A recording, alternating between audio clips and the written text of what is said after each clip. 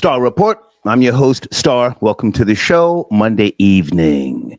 It's been a very slow day today, so I'm going to be pacing myself, doing a little research, talking about a few topics. Of course, President Trump has sent in the National Guard and taken over D.C. R.I.P. to Chocolate City, huh? Oh, classic album by Parliament, Chocolate City. What say you? Early. Is this a good thing? I have not kept up on the stats, the crime, the graping, the murder, the whatever they got going on down there. I haven't been to D.C. in many, many years. I don't know. Is this a good thing? Should more of this happen in other cities? Chicago, Detroit. Oh, they're going to have to do something with Atlanta at some point in the Atlanta metro area. Out of control. All right, I'm going to be talking to a few people tonight. And oh, my goodness, the white Denzel, Rory, the first person to send me an email this morning talking about, yo, OG, it's, what did he say? It's up and it's stuck. Rory said he wants to cam up. Rory, are you ready? Let me play the video first, or videos, all right? Guys, also, I think this is the appropriate time to talk about the showrunner. Does art imitate life, or does life imitate art? Now, the greatest power is influence. You know this. This is pretty much a fact of life, okay? But now, do you know where that comes from, that saying, art imitates life, or vice versa? Well, let me take you back, and many of you should know this better than me. You're younger, you're more educated. Going back to Aristotle's view, okay, Aristotle, he believed that art not only imitates nature, but also completes its deficiencies, suggesting a more active role for art, okay?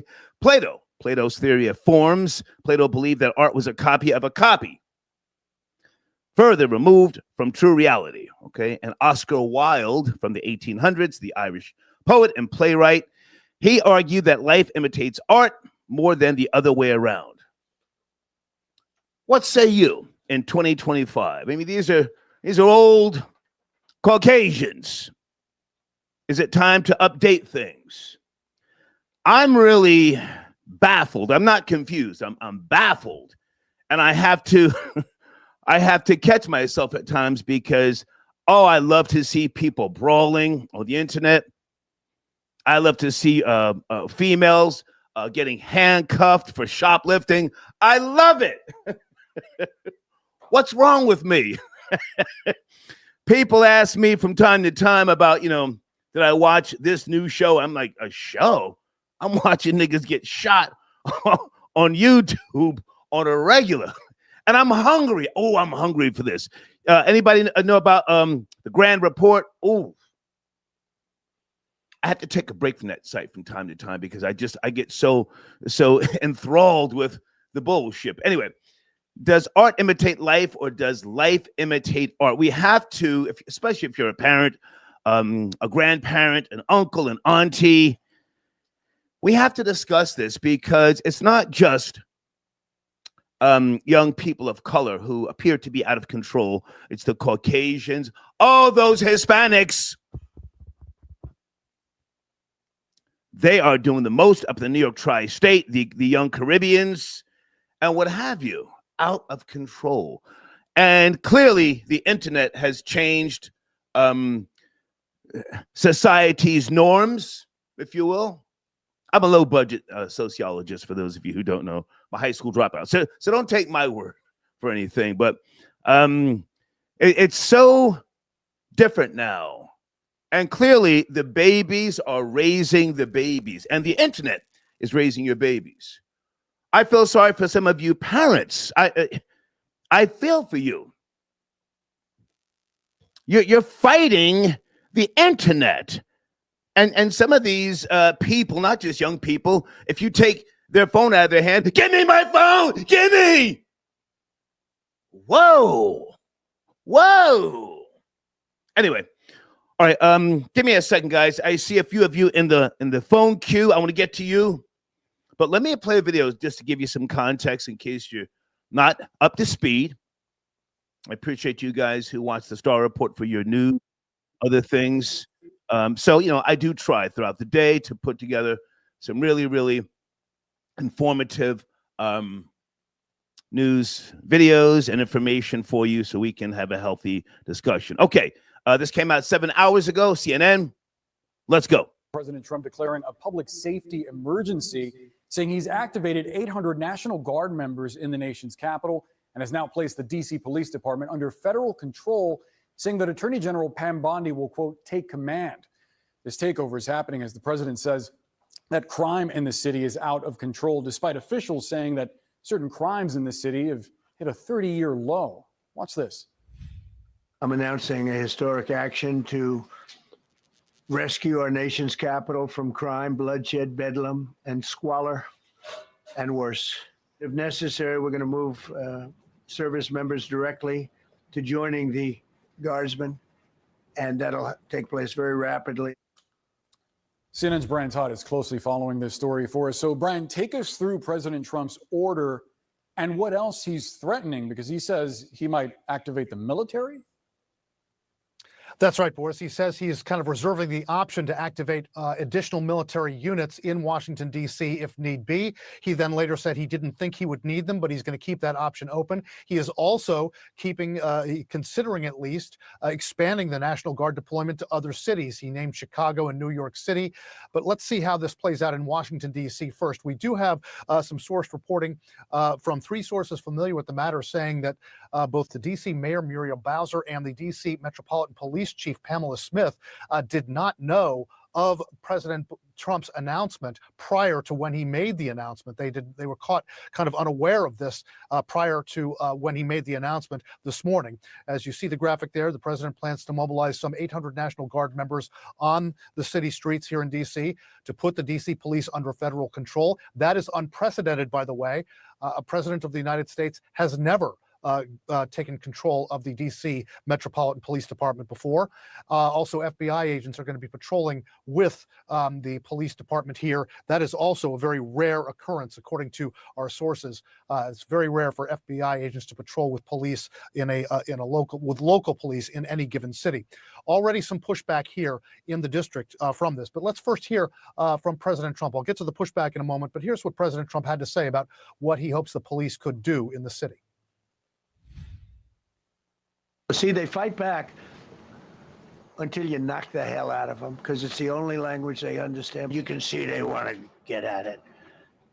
And they're standing there and people are spitting in their face and they're not allowed to do anything.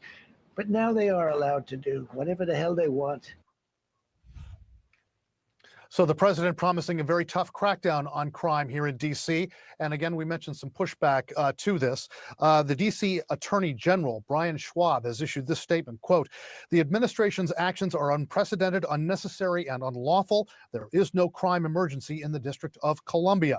Violent crime in D.C. reached historic 30-year lows last year and is down another 26% so far this year. We are considering all of our options and will do what's necessary to protect the rights and safety of district residents." Attorney General Schwab is correct there when he says that crime is down in D.C. According to the D.C. Metropolitan Police, violent crime is down 26%, assaults with a dangerous weapon down 20%, robberies down 29%, and crime overall is at historic lows in this city, Boris. We also got some pushback from council member Charles Allen of the D.C. City Council saying this. I'm going to stop it right there.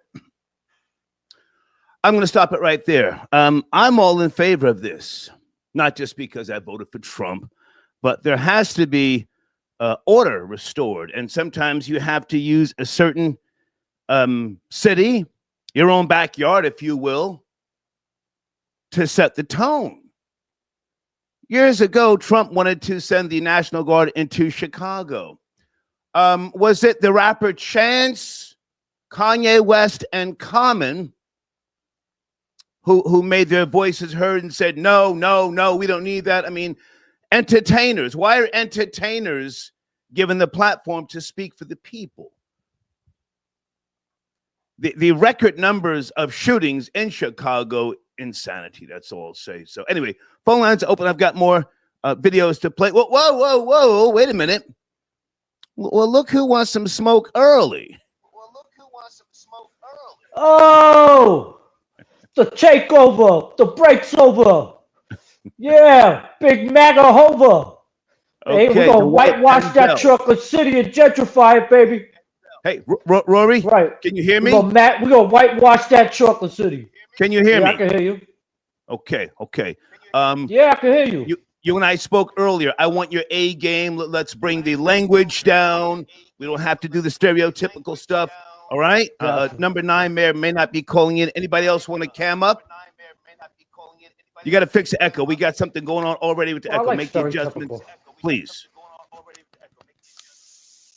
You got to turn something off. You hear me? Okay. Much better. Much better. Okay. So Rory's on the line with me Still? already. I can hear you. Can you hear me? Yeah, I can hear you. Okay. I'm hearing a little Yeah, I feedback. can Can you hear make the adjustments? I'm hearing feedback. Not really sure. Okay. Anyway, guys, I got Rory on the line, and I got a couple of calls as well. Let me see who's on the line here. While you're making the adjustments, Rory, I'm going to get some full phone calls in here. Area code 202. Hey, good evening. We're talking about the National Guard in Washington, D.C. and the takeover. Are you there? Crown from DC, FBA in the building. Whoa. Good to hear from you, man. Yes, sir. Oh, real quick before I go in, because I do support. It says Venmo. Are you on Venmo? I tried to send something through Cash App recently. It didn't work. I'm Is on everything Venmo. good with the? Never mind Cash App. I'm on Venmo, and I appreciate you for that, man. It's on this. Okay, I'll get to that. Okay. It's on the screen. Where do you want to start? Crown? Okay. Let's go. Living here in DC for the longest 34 years running. Since 05, DC has been gentrified. It used to be Chocolate City. It's not that anymore. It's far from that. I believe that Mayor Bowser was at the forefront, or was put at the forefront, to gentrify DC into what it is now. Get as many blacks out as possible, and then bring all these immigrants, migrants, other ethnicities in.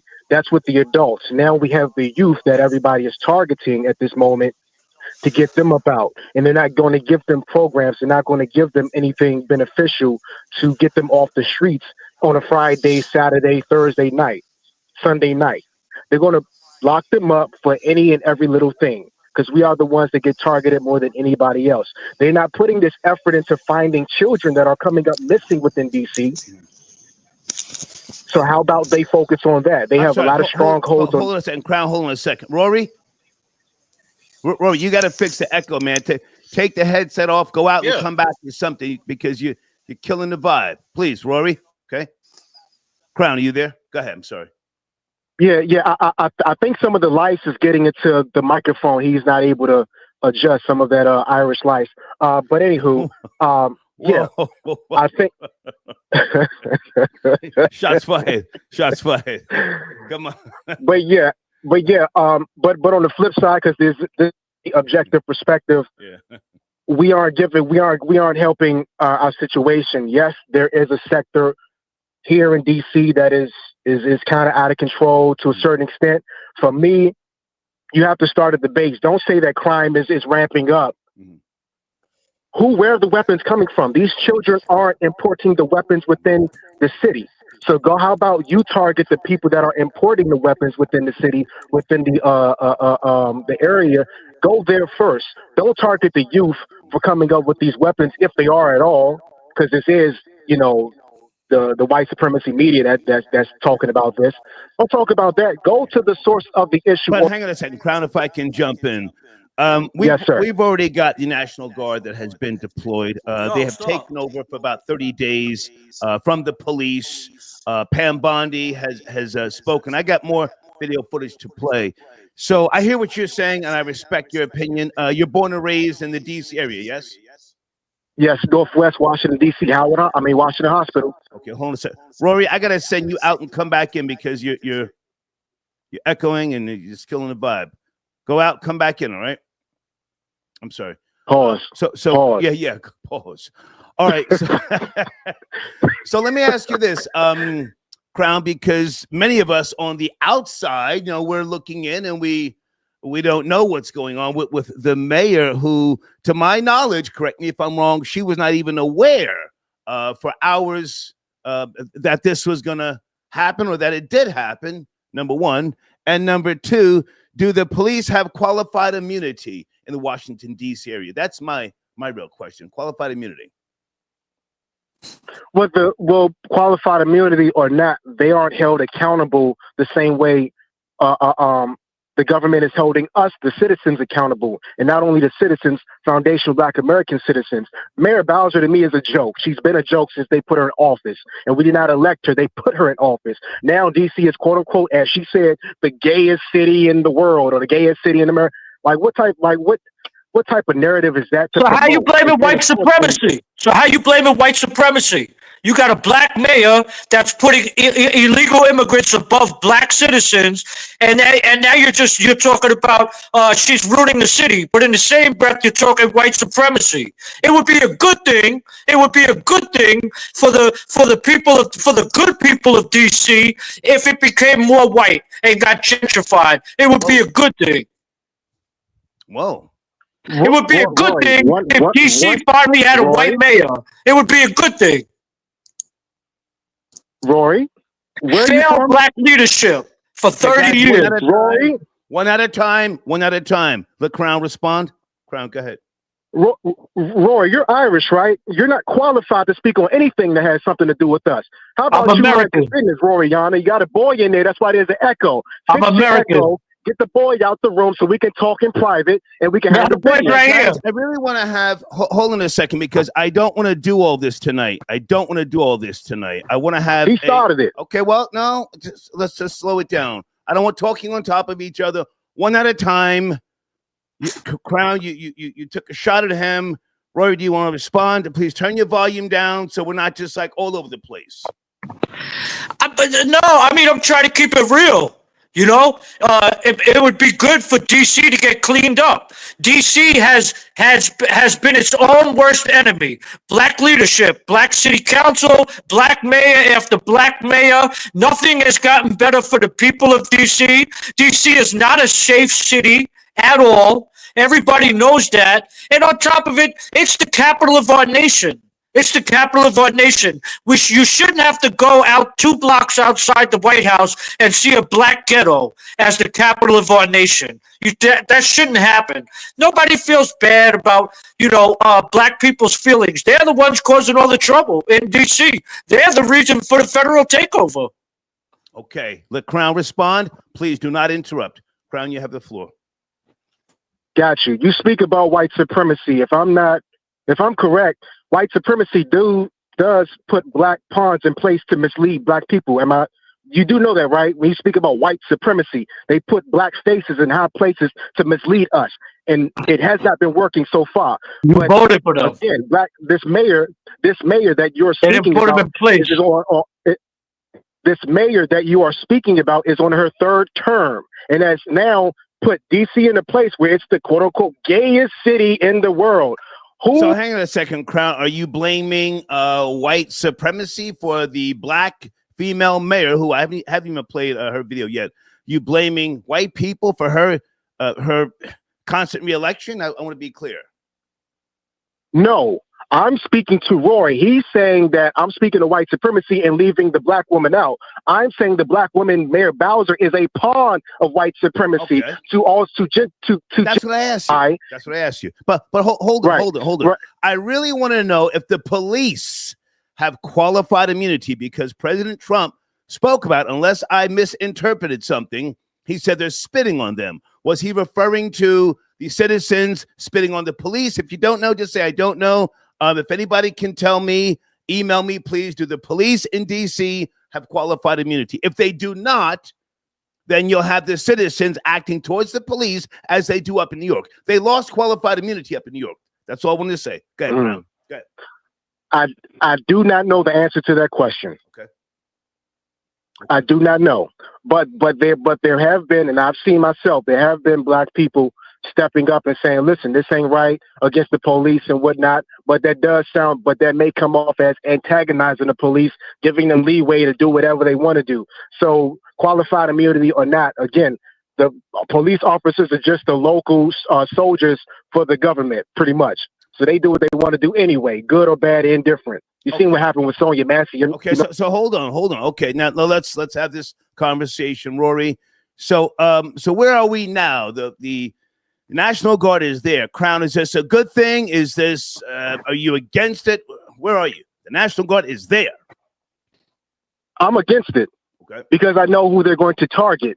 Again, you're not putting this energy into finding missing children. You're not putting this energy into keeping the guns and weapons from coming into the community for these children or these targeted minority targeted groups to get their hands on. Okay. So start at the source first. Don't go to the kids and lock them up. You already gentrified and kicked the parents out.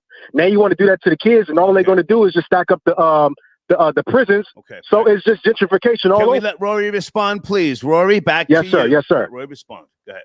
Yeah, well, I mean, first up, but his argument is ridiculous. Nobody put a black mayor in D.C. You know who put a black mayor in D.C.? Black voters. That's who put a black mayor in D.C. You know who put a black city council in D.C.? Black voters put a black city council in D.C. They're failing. You voted for them. Nobody put them in there in that position. That's one. Two. You know what's going to happen in D.C. with the National Guard, a federal police force, and a larger presence? Less black people are going to be killed. Less black people are going to be victims of crime. They're not going to be more victims of crime because of more law enforcement. They're going to be less victims of crime. That's what's going to happen. And getting rid of homeless people is probably going to raise the standard of living for people in D.C. You have failed leadership. Your own black people have failed you. Your own black leaders in D.C. have failed you. They're the ones who gave the money to the illegal immigrants, not Trump, not MAGA supporters. We were against that. Hold on, Rory. Hold on. Okay. Dee sent me a text message. Thank you, Deeds. She says D.C. police do have qualified immunity, but they do not have absolute immunity. I don't know the details of that, Crown. Maybe you can check into that. But now, with regards to what Rory said, I would tend to think that that's true because, I mean, Marion Barry was caught on camera smoking crack cocaine. And the black people, voted him back into office once upon a time. Whatever year that was, I forget. Yes. I forget. But that's what the people of D.C. wanted. They got it. So, I'm just saying, can you speak to what Rory just said? We're having, conversation, not an argument. Rory, you did make a point. Failed black leadership. But again, when you speak to white supremacy, what is black leadership in a system of white supremacy? A bunch of pawns. You cannot talk about the history of white supremacy and ignore the pawns that they put in place to make it look like it's black leadership, which Mayor Bowser is of. I live in D.C. and I'm black. Again, you ain't qualified. Crown, your phone's going out. Crown, your phone's going out. Can't hear you. Can you hear me? There you go. It's better. Yes, sir. You were saying? Yes, sir. Again, I'm here. I see this happening. But again, I know who they're going to target when they get here. It's not like they're putting programs in place for these kids to say, listen, after you get out of school, this is where you need to be for the summer. These are the opportunities you have. So not only that, we can monitor you all where you are because we've placed you there. And we're financing this. We're giving you stipends or whatever to keep you off the streets or however that goes. I think that's a better strategy than bringing in a bunch of adults that don't live here, most likely going to target us because, again, they're not stopping but children. You're the ones committing crime. They target the people committing crime. Let him finish. Please stop interrupting, and then you can respond. Go ahead, Crown. You're speaking about committing crime. What's the source of crime? I need a weapon in my hand. Where am I getting the weapon from, Roy? Where am I getting outside of a knife? I don't know. White supremacy gave you a weapon. White supremacy. You on mute, Rory. Crown, do you have any stats with regards to the numbers in D.C.? I mean, if not, Deeds and I can pull something, whether it's migrants. I saw reports that says crime is down in D.C., but I don't know about the spikes whether it's grapes versus home invasions, shootings. I don't know. I haven't been to D.C. in years. This is all new to me. Do you have any stats you can point us to or anything like that? Right. I saw something about 26% down or something. I don't have any specific stats myself. I have not looked up. But again, I'm here day to day, every day. And I've been a part of some dumb shit. No, Crown. I'm talking about migrants versus Hispanics versus blacks. That's more so what I'm talking about. No, I do not. I do not. Okay. The migrant situation has been cleaned up a little bit. Okay. But other than that, I do not have any accurate stats on me right now. All right. Hold on a second. Rory, you have the floor. Let's let each other talk, please. Yeah, I mean, you know, with guys like Crown, everything is white people's fault, white supremacists' fault. The problems in Washington, D.C. are black problems. It's a black city. It's a chocolate city. The crime is disproportionately produced by the black people, black residents in D.C. And, you know, I'm not... You know, Crown acts like he's mad that DC was crowned the gayest city in the country, but that's the reason he's there. That's the reason he won't leave. You know, he enjoys that company. You know, so maybe he wants to blame the city becoming gay on white supremacy. Niggas shooting each other is white supremacy. The black failed mayor failing her people is white supremacy. And but yet they keep voting these people in. You know, so I don't know. You know. Okay, Rory, you're going to be with me for a little while, so let's let Crown land his plane. And you got to fix your microphone or something, man. It's staticky. It's popping. Crown, you have the last word. Take your time. Crown, go ahead. Like I said, Roy, you did make a point about white supremacy, but again, I would tell you, I will reiterate to you, when you speak about white supremacy, you cannot ignore the black pawns that they put in place to make people like you think that we voted them in. So you are a result of what I'm talking about. But again, I don't think the National Guard is a good thing because they're going to target us. Only thing I would say is I wish we had programs which would benefit us, but you know, we under a system of white supremacy and Trump is in office. Can I ask you a question, Crown? It is what it is. Can I ask you a question? Because at this point, we need to, I mean, you know, and when I say we, I'm not from that area and I don't travel there for any type of business, but we should be exploring some type of solutions. Correct me if I'm wrong. Yes. Is it fair to say, and I could be totally wrong, is it fair to say that the one-time programs for blacks have been done away with for initiatives and other things and food vouchers for the migrants and illegals? I don't know. They have been done away with, and they've been redistributed to the migrants when they got here. Okay. They had bus loads. You know, I'm on Wisconsin Avenue right now in Northwest. Okay. They had bus loads down the street. It's, you know, it was ridiculous, but I mean, that's the way it goes. You know, anything that we fought for, everything we fought for has always been distributed to different ethnicities and groups. So I land my plane with that. But again, Tariq did give you respect the other night. He appreciated what you said about Foundation. I don't know if you heard it, but I just wanted to let you know that he gave you your respect. So Crown from DC, I'm out of here. Thank you, man. Thank you, Crown. Okay, all right. Yes, sir. Okay, all right. Bye, girl. Guys, sit tight on the phones. Roy, we got like a lot of static. It's popping. You want to go out and Let me close the window. Hold up. No, it's your laptop. It's whatever you got going on there. Guys, showrunner, does art imitate life or does life imitate art? Also, I want to revisit the conversation we had last night. We had a very good show last night, but I got some copyright strikes and I had to take the stream down.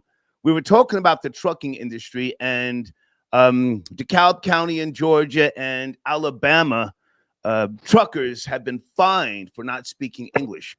I want to play some videos before we revisit that with regards to, is trucking still sustainable in 2025? All right, Rory, sit tight. Let me play some of these other videos here with regards to our main topic. Janet, I got your email. Thank you very much. And Deeds, thank you as well. Okay, so here's the mayor of Washington, D.C., responding to the National Guard, being deployed. Over 800, if I'm not mistaken. Rory, can you double check that stat whether it's 800 or deeds, anybody who can help. Here we go. So let me start by saying this. Washington, D.C. is a beautiful city, magnificent city. We're home to 700,000 Washingtonians. We welcome millions of visitors every year from around our nation and around the world. We have the nation's premier park system, fantastic public schools, including a free and robust pre-K program starting at age 3. We have a tremendous public transportation system, and we have hardworking people here who are raising families, starting businesses, and hiring workers. So it's very important to me that for all who live here and visit here, just know how beautiful our city is and how proud we are of all that we've accomplished here. We're unique in other ways as well. Though we pay taxes, in fact, we pay more than most states per capita. We're not a state. We don't control the DC National Guard. We don't have senators or full autonomy. Limited home rule gives the federal government the ability to intrude on our autonomy in many ways. I've said before, and I'll repeat, that I believe that the president's view of DC is shaped by his COVID era experience during his first term. And it is true that those were more challenging times related to some issues. It is also true that we experienced a crime spike post-COVID, but we worked quickly to put laws in place and tactics that got violent offenders off our streets and gave our police officers more tools, which is why we have seen a huge decrease in crime because of those efforts. We have been able to reverse that 2023 crime spike.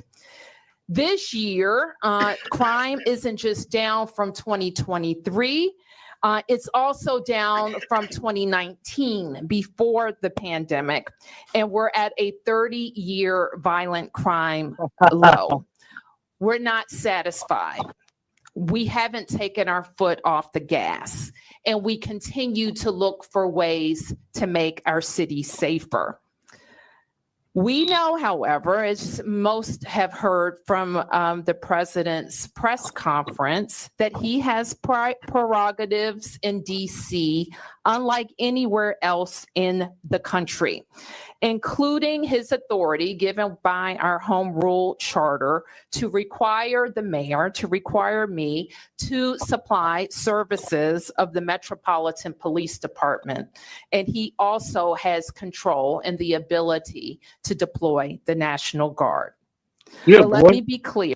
I want to stop it right there. Okay, this is the mayor of DC. This is her speaking earlier. Okay, phone lines are open. I have not been to Washington, D.C. in years. I can't even remember. And I know it's been over a decade. And when I have gone, it's just in and out for business. I haven't spent time there at eateries, certainly not clubs or anything like that. So I think we've heard enough from her for now. And I've got a couple of people chiming in. Thank you for your support. I think, is it Sun-Kissed Michelle? I got your donation on the screen. Okay.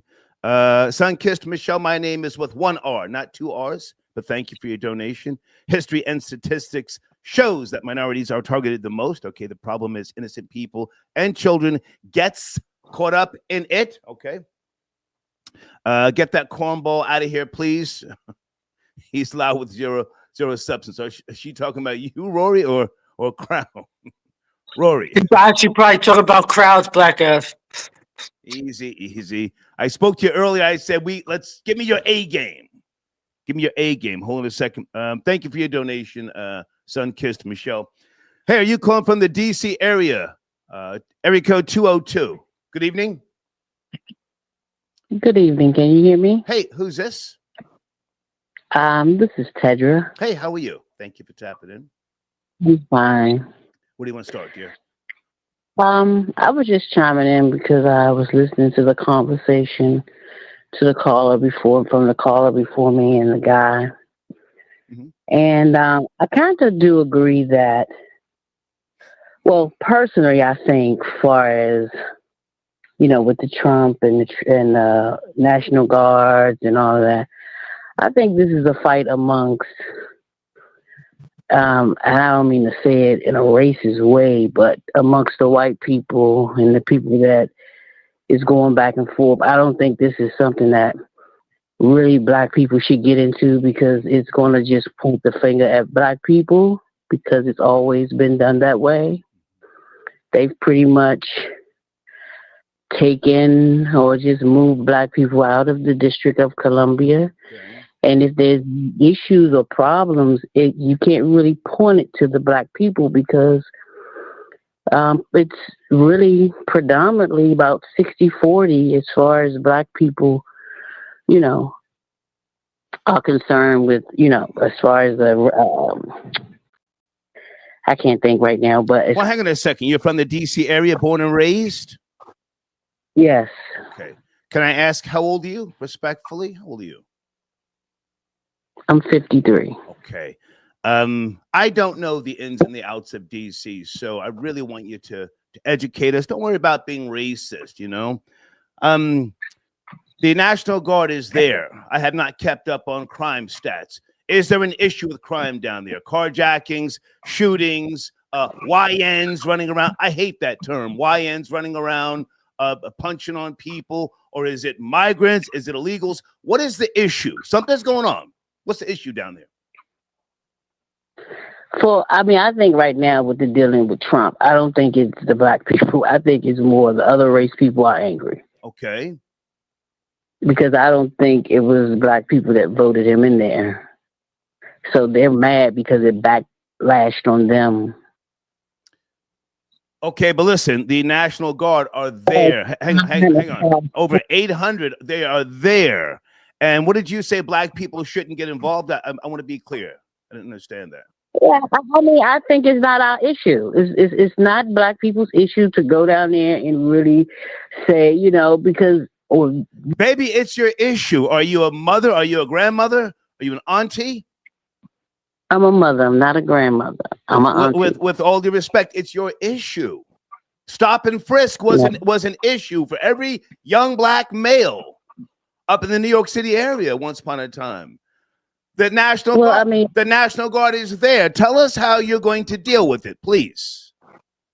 Well, the National Guards may be here, but I don't let that affect me and my family. My children are raised properly. Got you. Okay. They know the protocols, and they don't hang in the streets. They're not thugs like most people think. And I have 3 black men that I've raised. Okay.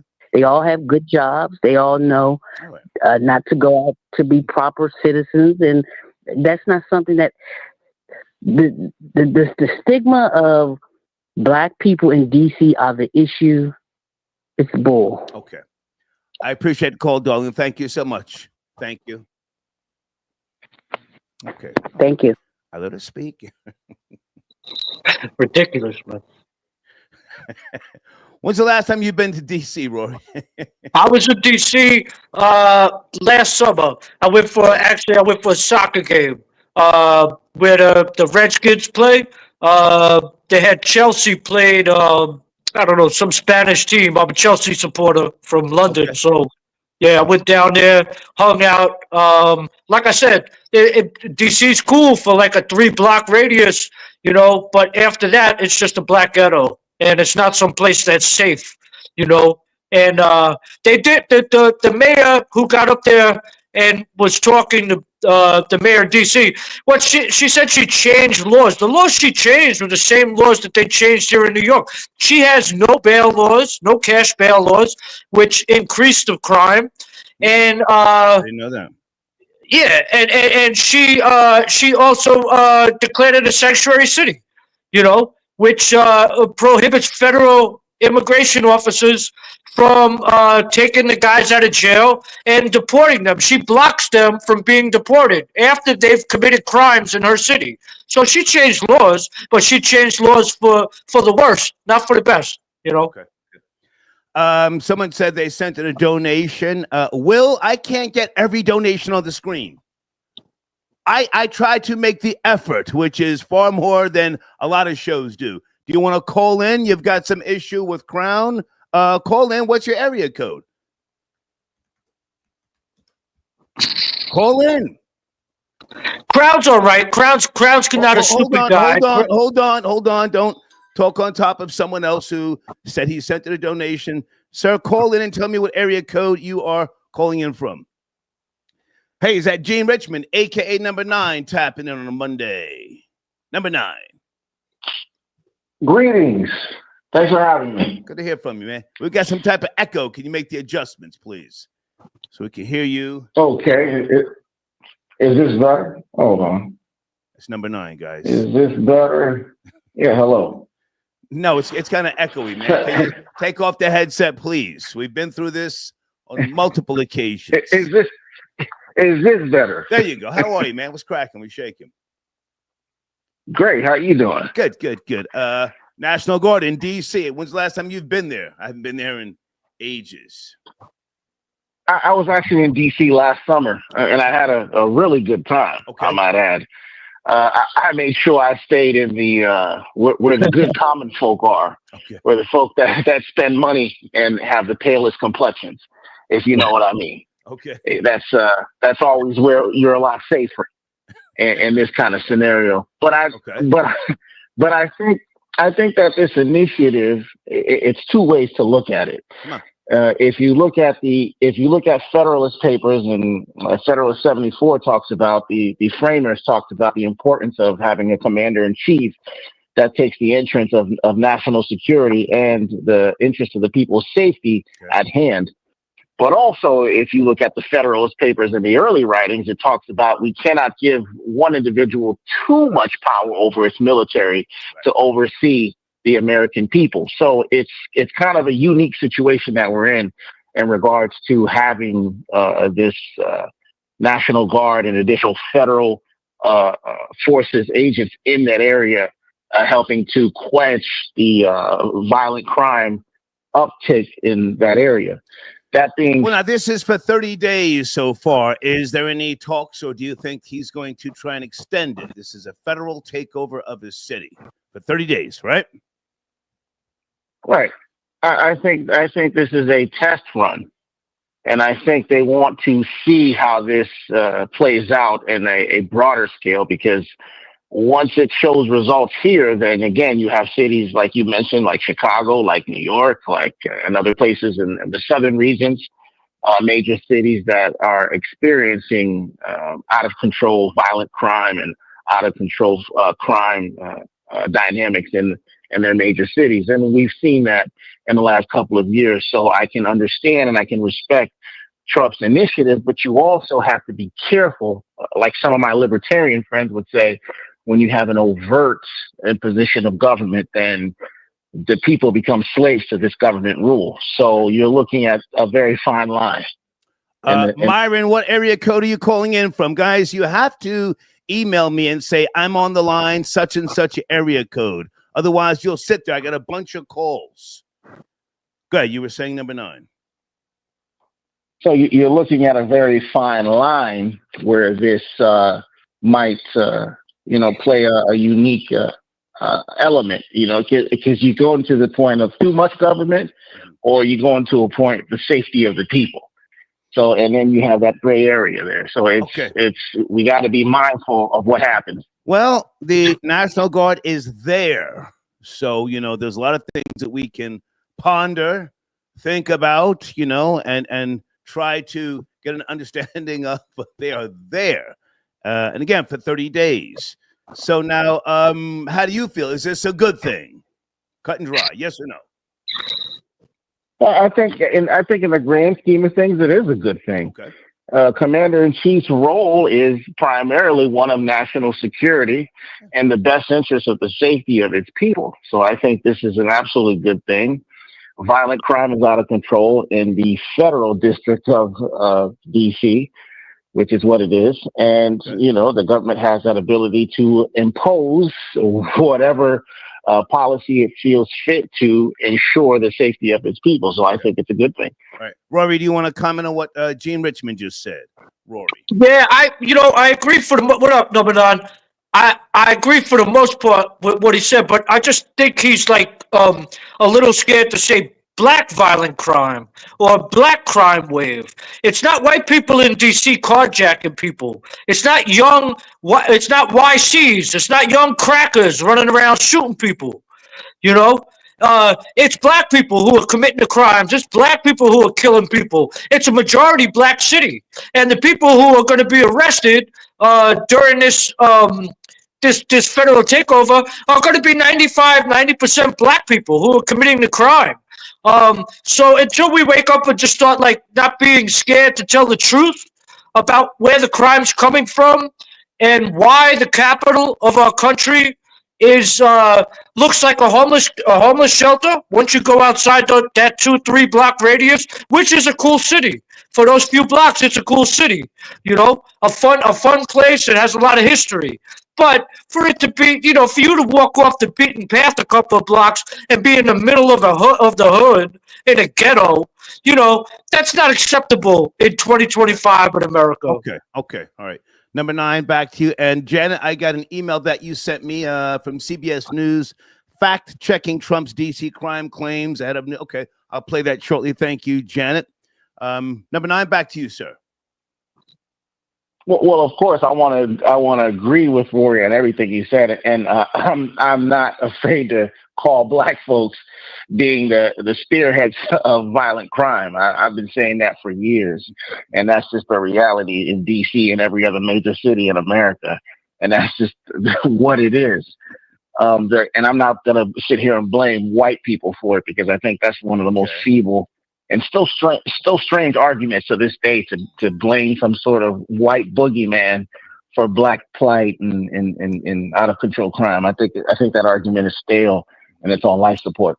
So where are we now? They are there. What happens next? Can the mayor be removed? You know, what's going to happen? What's going to shift? Will there be a lawsuit? This has got to be some kickback in some way, shape, or form. Well, I think that the mayor has a limited power in this conversation, in this scenario that's happening. As you can see, the mayor itself said that the president came in and just imposed this policy. So the mayor at this point is null and void from what we're seeing and from what I understand. And the mayor's been ineffective, hence why the president has taken on this initiative. So I don't think that mayor has anything to stand on at this point. Okay. You must sit back and let the president take control. All right. Okay. Hey, man, I appreciate your time. Anything else you want to say, or do you want to hang out? I mean, I don't want to interrupt you. You sound like you're deflated, man. What's going on with you? No, I'm actually great. It's a great Monday night. It's a summertime. I had a few cocktails. Yeah. Okay. I'm actually great. It sounds like it. Do you want to hold on? I'm not rushing you off the line. You want to hold on? Sure. Okay. Guys, if you're on the line in the queue and you are from the DC area, I need to know who are you? Just send me an email. My email address is on the screen. Say, "Star, I'm on the line. I want to get in on the conversation." Right now, we got Florida Boy Jay tapping in from Jacksonville. Florida Boy Jay, you there, sir?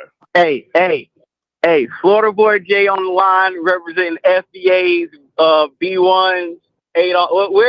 I hear a lot of fear-mongering propaganda, a lot of black crime wave conversations, and I'm sorry, I just had to come in and call in and tap in on tonight's service.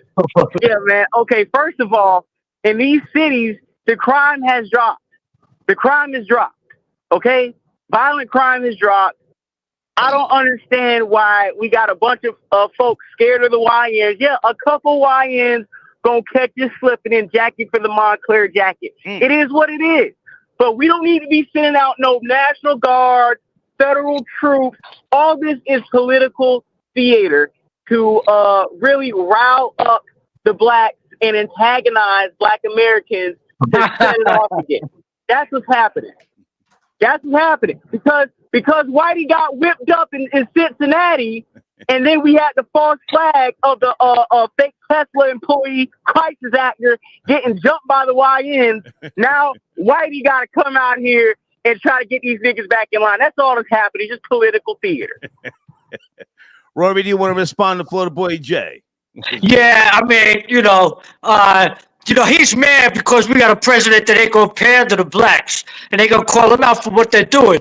And like I said, all the crime in D.C. and the reason D.C. is bad is not only because of the black population there that are mostly fatherless, but also because of the failed black leadership. We're going back 30, 40 years. I mean, they had a guy on camera who was smoking crack and going out with prostitutes, and they voted him back in to be the leader of a city. They were like, this is the best black guy our city has to offer, this crackhead with the prostitutes. So black people got to hold this L. They got to hold this DCL. And yeah, you damn right. Everything is changing. It's a counter-revolutionary, counter-culture revolution, and black fatigue is real, man. Black fatigue is real. No city wants to be under siege by black crime that has white residents in it. Eventually you're going to fight back, and they're going to say, okay, now you're going to feel, now we're going to clean this place up. It's too much. Statistics to me mean nothing. They said Hillary Clinton was going to win the election with a 99% chance. They said Kamala Harris was going to win the presidency with a 65% chance. So, saying that crime is down, that means that an astronomical amount of crime is now down to the crime is really bad. It's not out of control, crazy like it used to be. So that's a good thing, All right, let Florida Boy Jay respond at BJ. Yeah, okay, this is funny. It's funny anytime crime or anytime stats contradict white fear and white propaganda, all of a sudden stats don't matter no more. The per capita argument Rory be making, it don't matter no more. If it don't align with white fear, then we got to throw statistics out. Okay, you notice once we got the tethers and illegals out, crime has been dropping all of a sudden. Now, Whitey don't know who to blame, so he got to run down on the YNs of D.C. You got to try to run down on the YNs of Chicago. We got to give the mayor of Baltimore and some of these places credit for doing jobs that haven't been done in a long time. Keeping kids off the street, opening up certain centers, having certain alternative programs for the youth. These are actionable items that have shown that are tangible things that have brought the crime rate down in these same cities that Whitey trying to run in. On top of that, like I just said, this is all get back because Rory's cousins in Cincinnati got folded like cheap lawn chairs and got packed out into go plate. Now we got to run around and act like we got to catch a bunch of YNs. That's not the case. That's not what's going on. This is another adjective thing that the government is throwing out to get black people riled up. And what I'm going to say again, and I'm going to say over and over again, the only people in D.C. that need to be in handcuffs and behind bars are the politicians on Capitol Hill passing bills, throwing false flags, and signing your lives away over to the small hat. If we're not talking about them, don't tell them about the black crime nigga moving a couple scats or moving some crack rock. We got people passing laws for fentanyl to get put in our kids' food. I don't want to hear it from no white fear. Okay. I'm sorry. Whitey can't cry no more over here. You got power. Now what else you want? All right, stay there, Florida Boy Jay. Hold on a second. Number 9, do you want to respond to what Florida Boy Jay said? Number 9. If you look at Coleman Young's Detroit, the former mayor of Detroit, Michigan, you look at Sharp James's Newark, New Jersey, and you talked about Marion Barry, wherever there's black leadership, you have some of the worst and highest crime rates. So I think Kwame Kilpatrick taking this in. Kwame Kilpatrick, absolutely. You have some of the highest numbers under black leadership, and these are numbers that you can find on the books. So I understand what's being done now, and I think it's important to call it out for what it is. We can say it's illegal aliens, and we can use other terms, and that's okay too. But we got to understand there's a black crime epidemic in this country, and a leader is taking stand and making it a wave. And I think if this is successful, I think other places will follow suit. Okay. All right, guys, I got a bunch of people in the queue here. I'm not sure who's calling it from D.C. again, guys. Just let me know if you're from the DC area. And thank you to, I have a donation on the screen right there. It said, hey, Paint Love, how are you? Paint your own life, be your own artist. Okay, thank you so much. Do you want to call in? If not, I appreciate you just the same, all right? Okay, number 9, I'm going to let you land your plane, sir, because I got other people to call in with regards to either that particular topic or does art imitate life or vice versa? I think we're at a very unique time in history. And, of course, I know you can go back to Aristotle's view, Plato's theory, or Oscar Wilde's. But what do you think? Does art imitate life or vice versa? I think it's a little bit of both. I think there's certain happenings that you can say it's like someone wrote a script and we're watching our day-to-day life. I mean, if you look at writings like 1984 and Animal Farm, and these are supposed to be fictional writings, but then many people can point to those as a reality of our life. Yeah. And then you look at artists like Philip K. Dick, who said once upon a time.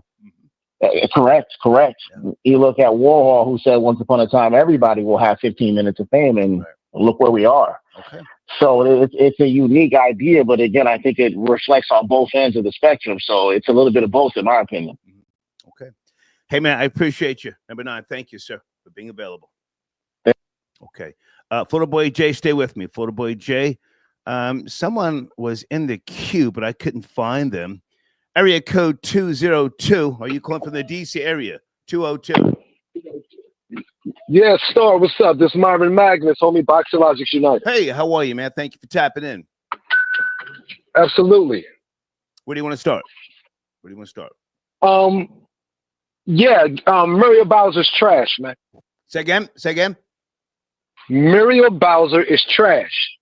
For those who don't know that name, who are you talking about? Many people just don't know. The mayor of Washington, D.C. Okay, come on. Okay, she definitely is a plant in my mind. Okay. She's a plant for the liberal LGBTQ movement. Okay. Etc. She, of course, is a lesbian if people don't know. I didn't know. Okay. I didn't know. Muriel Bowser is a lesbian. Okay. Yes, with a woman. I'm a Washington native, born and raised, generational, both sides of the family. And I've lived all over the world, but I'm back home, been home for the last 15 years. Okay. This woman is absolutely doing nothing. Okay? This woman, we're talking about, and first of all, DC for the most part is immaculate and beautiful and clean. Okay? Rory and other people don't know what they're talking about. DC is very clean.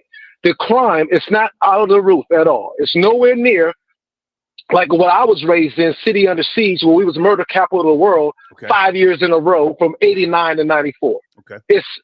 It's less than half of that. You understand? But we did lead like 1,000 carjackings last year. That has been zipped down to almost nothing this year. That's been dropped down 80% perhaps. Okay? So they've done good things. But this Muriel Bowser, we have an astronomical amount of people walking the streets that have noticeable mental health issues that are homeless. Okay. You know why? This woman shut down a part of the St. Elizabeth Hospital that was a mental facility. And if you're Washington, off Martin Luther King Avenue, and if you're Washingtonian, everybody know about St. Elizabeth. They also have a homeless shelter there. She shut down part of this mental health facility, okay, to replace it with a WNBA stadium and some damn townhomes, bro. Sorry for the bro. It's okay. So all those people are now walking the streets, dude, talking to themselves. Most of them are black because the demographic of DC, of course, growing up was 80% black. Right now, DC is 47% black. Okay. So we still have a large stronghold on the city. They can't gentrify it because we own too much property. We had too much. Marion Barry set us up really good in the city. And for the people outside. Okay. Huh? I didn't know that. Yes, Marion Barry,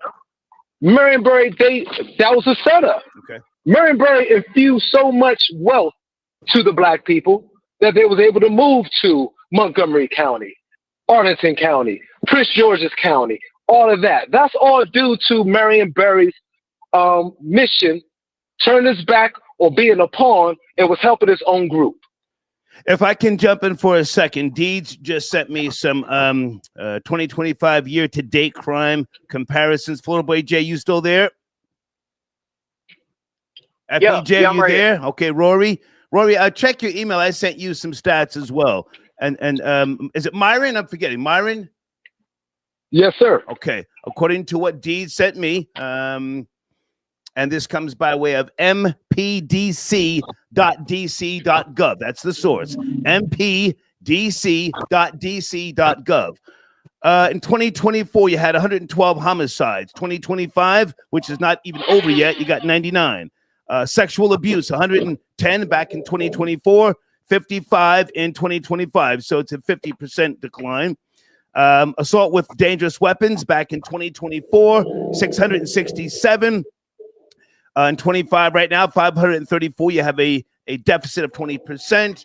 And the list goes on and on. Robbery, burglary, motor vehicle theft. A lot of car theft down there. Theft from auto, a lot of theft from auto, other types of theft, and not too much arson, but you got a lot of That's what I'm hang on.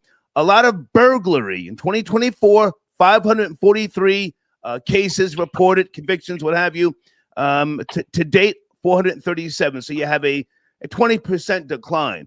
So if you ask me, all of this numbers being down stuff, I mean, 2025 is not even over yet. So was the president wrong to step in the nation's capital? It's a capital. Yeah, no, it's not, because hold on, Florida Boy Jay, let this man respond. Go ahead, sir. Yeah, because no, it was not, because DC has become a undercover sanctuary city now. Okay. So I believe the Coast Guard is coming in, overshadowing that ICE is on its way, and they need to bring their ass down here. We need to get these damn essays out of here. Mainly Venezuelans riding around the city, popping woolies on scooters and shit, working for Uber Eats and all those damn food joints. They taking over the damn city, Slim, and they're riding. They don't even have these scooters they're riding with. Don't even have no registration to DC. Right. So if you get in an accident with them, who the hell is it? So because what they did, they bent the law. Because if they under 59, if they're 49 cc, under 50 cc, they don't have to get registered. Right. So we had so many of them. They was riding up, sidewalks. They riding everywhere, running all the red lights, cutting people off, going between the cars, just like they ride them down in South America, because I've been down there quite a bit. Okay. They ride them up here just like they ride them down there. So let me jump in. You are from the D.C. area, born and raised, and you say the National Guard is needed, and it's a good thing. I'm born and raised. I'm pure Washingtonian. Bunker Hill, Bertie Backus, Archbishop Carroll, Dunbar. Those are my schools, Slim. Okay. And the National Guard is a good thing. I just want to be clear. I believe get these illegals out of here. You damn right. Okay, Florida Boy Jay, you want to? They're not here for the. Myron, hang on a second. Florida Boy Jay, you wanted to respond. This man is from D.C. He said it's a welcomed thing that's going on. Florida Boy Jay.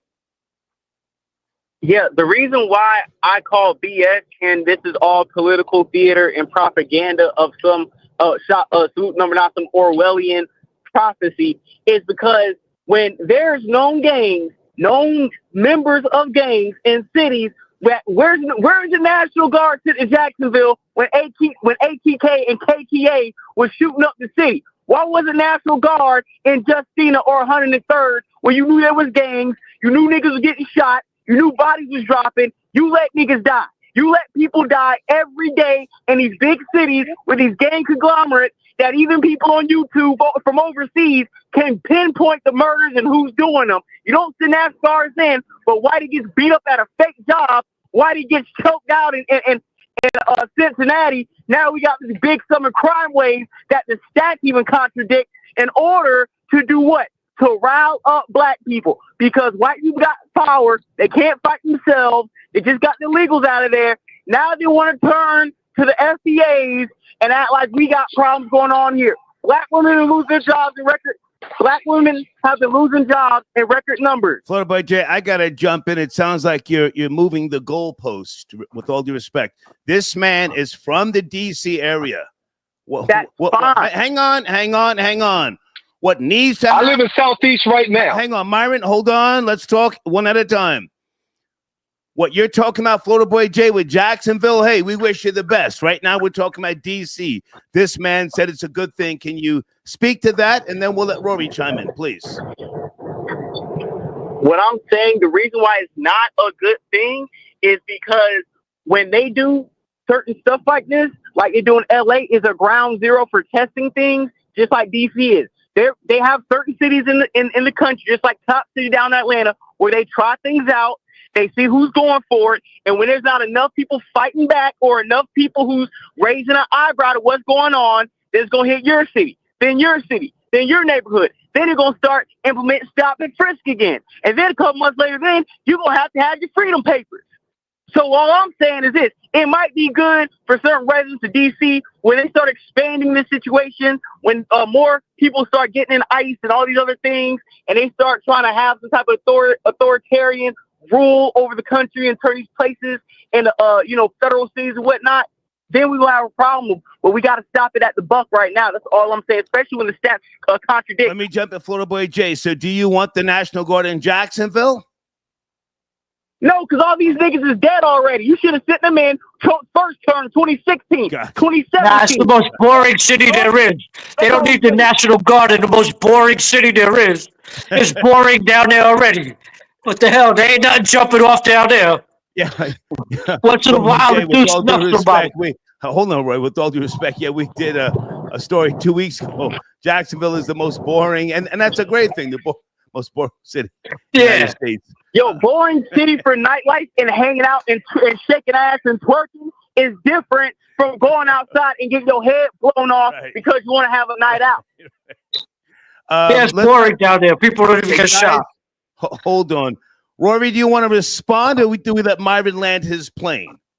Bro. Yeah, I'll just say, keep me up, Star. Come on, babe. Okay, well, hold on. One at a time. Rory. I appreciate Myron saying that he thinks it's a good thing that the National Guard and the federal government is coming in. I think that Myron is from D.C. and that he likes his people, he loves his people, and he doesn't like crime either. And he doesn't want to see any more of his black people being victims of crime. And with a surge in police and law enforcement, he knows that there'll be less victims and a lot of the bad guys will be taken off the street. So I'll say that. You've been lying too, Roy. You're lying too, though, baby. Just real quick to FBJ. I don't understand this whole thing with we got to have special programs for YNs when they get out of school or when they get out of summer. White kids get out of school the same time black kids do. They don't have to have special programs. Somebody fix their signal. Can somebody fix their signal? Your signal. Who's got a signal? That's that cat from DC. Go ahead, Rory. You were saying? Yeah, I don't see why we got to have special programs because black kids get out of school and to keep them out of trouble. We have to have special programs in the summertime so black kids don't get in trouble. White kids get off for summertime too. White kids get out of school at the same time as black kids. And to be honest, they've been saying this ish since the 70s. So we need community centers. We need more of this and more of that. In New York City, every project has a community center built into it. And you know what they do? They shoot each other inside the community center after school. So stop with the special programs. How about you conduct yourself? How about your parents teach you how to be respectful? How about that? Hang on a second, guys. Everybody hold on. Thank you for your comment, Rory. And Jen, I don't have time to watch the video about the mayor. Can you just tell me, is she gay or not? I got your email, Janet. Thank you so much. The mayor of DC, is she gay? Is she straight? Is she bisexual? Thank you, Janet. She is gay. She's a lesbian. Okay. Well, Janet just sent me a video, but I can't play it right now. Florida Boy Jay, let's go back to you. Hang on. Florida Boy Jay, back to you. And I need you to land your plane. FBG, I'm getting backed up on calls, please. Yeah. This is my point to go against what Potato Peel is saying. Is this: if you take away jobs out of our community, you take away employment, you got food deserts, you got nothing for even some of the young adult men to go do. They can't get the jobs. You're giving it to AI or giving it to these legals under the table. White boys can go work for their fathers. White boys got Chipotle, Chick-fil-A, McDonald's on every block in their neighborhood. I grew up in the suburbs. Trust me, I know. I go to the hood, ain't no place for a young nigga to go get a job at. So what you think a young nigga gonna do all day? So unless you gonna put Nobody want to open up a store there. back in the black community, let me lay my plan. Unless Whitey gonna put these jobs back in the black community, unless Whitey But Whitey gonna save you. You need Whitey to save you. For the others, let me lay my plan. Okay, hang on a second. Florida Boy Jay, I need you to just bring it down a few notches. No need to yell. Land your plane, please. I'm saying, when you give the young niggas, the YNs, when you give them resources and tangible things to do and tangible trades, jobs, and opportunities, you'll get them off the street. Stop comparing people in neighborhoods to have all the resources to keep kids off the street to ones where you deliberately cause food deserts and deprivation everywhere and wonder why YNs is jacking for your Montclair when you stumble in their neighborhood to buy crack. And I'll land my plane there, Whitey. Thank you, man. Okay. All right. Everybody hold on. Stay there. Stay there. Guys, we're having some good calls, but please let other people speak and let them land their planes. Area code 202. Who's tapping in on a Monday night? 202. Yes, no, maybe? Yeah, man. Yes, sir. We just to keep the narratives correct. Sir, can you tell us who's calling and where are you calling from? Are you from the DC area? Yes, I'm calling from the DC area. This is Mark. Mark? Real quick, Mark. Mark, how are you, Mark? Go ahead, sir. Go ahead. So real quick, to keep the narrative straight, it's not the DC kids committing the crimes. If you really look and do the research, it's kids from other states like Maryland, Virginia, that come do crimes in DC and go back home. And that's the truth of the narrative. And if you look at the stats, that's what's really. Sir, can you tell us what stats you're looking at? I just rattled off a bunch of stats here. Can you tell us what stats? You can go through them. Well, no, sir, can you tell us? I got it right here, sir. Tell us what you're looking at. What are you looking at? So what I'm looking at, because I'm from here, and when you listen to the news, it always no, give us your source, sir. I just rattled off a bunch of stats. Give us your source. My source is the news and the newspaper. Okay. And if you read where the criminal's coming from, it always tells you where they're from once they're caught. Okay. So that's the stats. And they don't hold those up where the person is from. But it's not the DC residents, and I'm sure they are committing crimes. Some kids are, but majority of them come from different states. And all you got to do is go back. Just go back and look at the stats, and you'll see what's going on. Just like the Italian boys go. Myron, hold on. Let the man speak. Let him speak. Let him speak, Myron. Go ahead, sir. Just like the New Jersey cats come home, go from different states and commit crimes. It's the same thing. But see in DC, when you're from Maryland and you come in DC, it's a different game, and then you can run back to Maryland. See, that's the key. So so we just got to keep the narrative straight and also tell the truth. And when we say things like the white kids get out like black kids, white kids go on vacation. They go to Myrtle Beach. They go to Virginia Beach. Black kid, if it ain't for a program where he's making a couple dollars to make sense, it doesn't help him, along the way. And that's when crimes do get committed. Okay. That's for DC, Maryland, Virginia, and any other state, Philadelphia, Delaware, Delmarva. I mean, the heroin rates are high. It's a lot going on. So it's just not just, Okay, so with that being said, sir, the National Guard is there. You're saying it's people from other states that come into DC. Okay, I don't know. I'm not from DC, and I don't really, plan to go there anytime soon.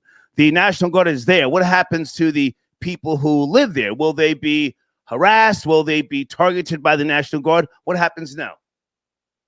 I'm sure you're going to have problems. And, some people don't even live in DC, be walking around, just visiting, talking crazy. They don't even live in DC. They visit DC and cause a lot of problems. Will that drop the crime even lower? Because ultimately that's what they want. They don't care where you're from. They just want the crime stopped. Is that fair to say?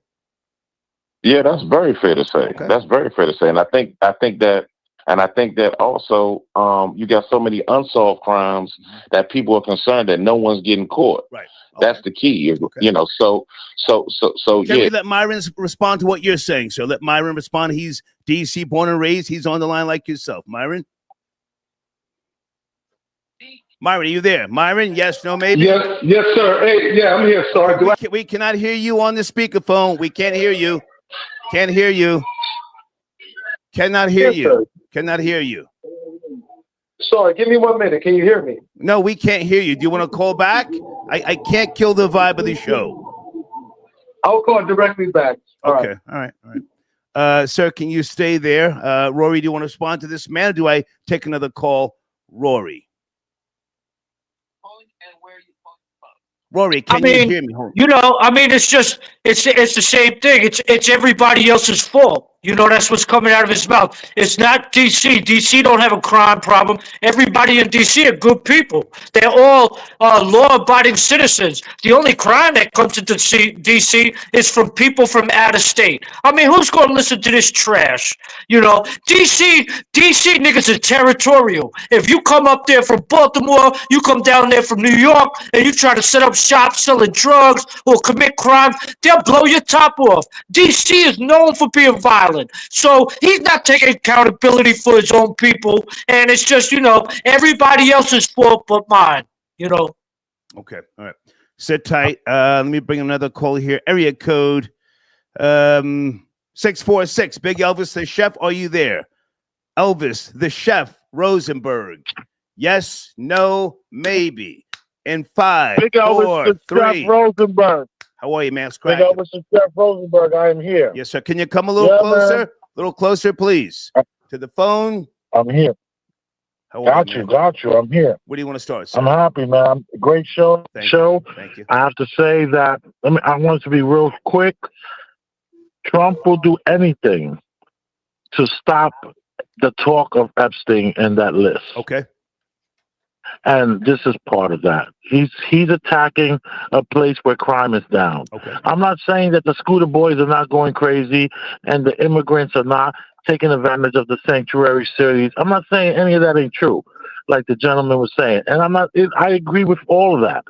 But Trump will do anything to get that Epstein conversation out of people's mouths. It's disgusting how transparent, or not transparent, it's just the way it's just what they call that 3-card Molly over here, Monty. Right. That's what's being played on us. They're playing 3-card. A shell game. A shell game. It's such a shell game.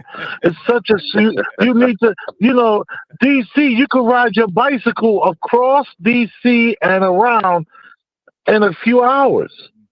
DC is like, and then I was just in DC like 8 months ago. It's beautiful. I mean, it's like the estates that are out there, the brownstones, the duplexes.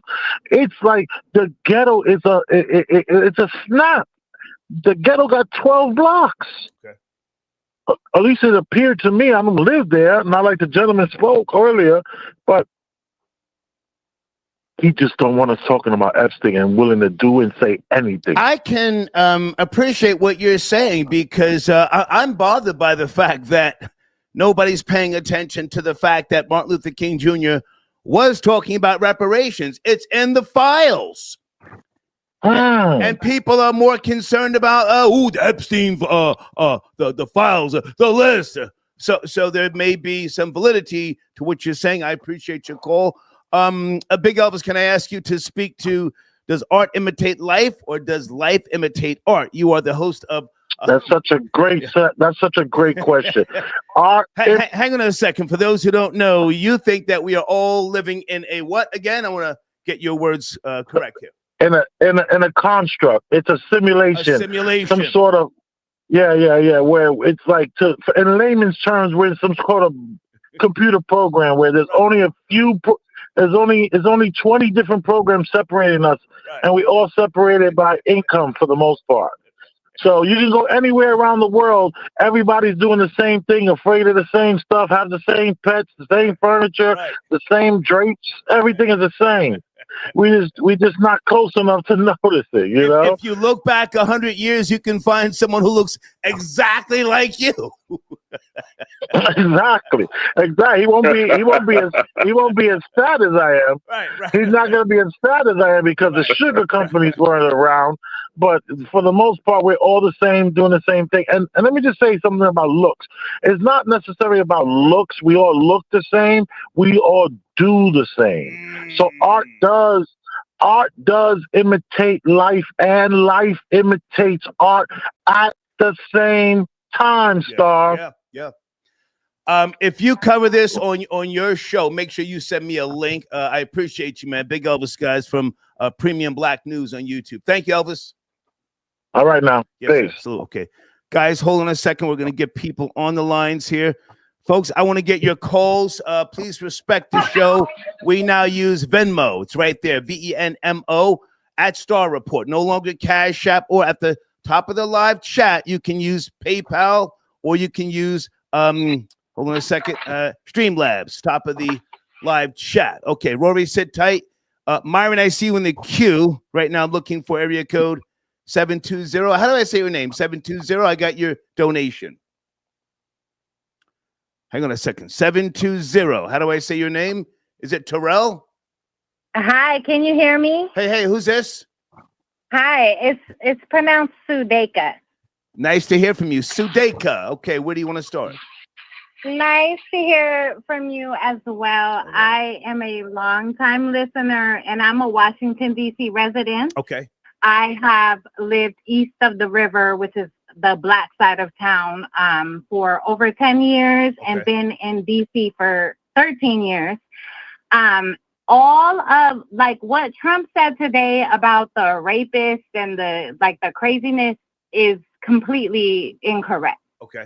And it's we definitely have, yes, the YNs is going crazy. And yes, the YNs have been going crazy. I hate that term, just so that we're clear. I hate that. Why are they using that? I do as well. Oh my God. I hate that term as well. Because it's such a blanket statement. And, I got a 16-year-old. Oh, my God. So I have a kid who's that age. If you hated it, why did you use it? Hang on, sir. Let her speak. Let her speak. Do not interrupt. I'm using it because that's the term that's been used to justify what's going on in the community. So this whole we got to come in and we got to deal with the takeover of these kids, there's a legal issue in DC where the law says that kids under the age of 14, they can't prosecute. So they have a catch and release policy for these kids that are under the age of 14. Okay. That's who's doing a lot of the carjacking and a lot of the petty crimes that are in DC. Okay. So they're arresting these kids and then they have to let these kids go. They're not charging the parents, which I think that a lot of us who are residents in DC are pro, yes, we should charge these parents. A lot of us want other things to be happening. A lot of us are talking about looking at Baltimore, where Baltimore has a 62% drop in the crime rate right now because he's opened up community centers and done other things to occupy the youth, which DC has not done. And that's the biggest problem in DC. Bringing in the National Guard and bringing in does not help that, particularly when DC is experiencing a drop in crime. So the emphasis should be in feeding into dropping the crime, not into...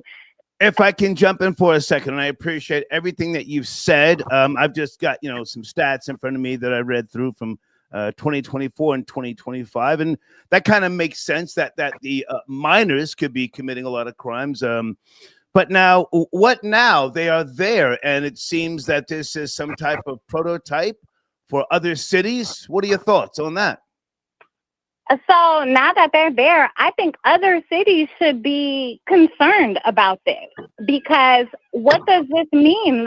There is no jurisdiction or there's no conversation around what rights do they actually have.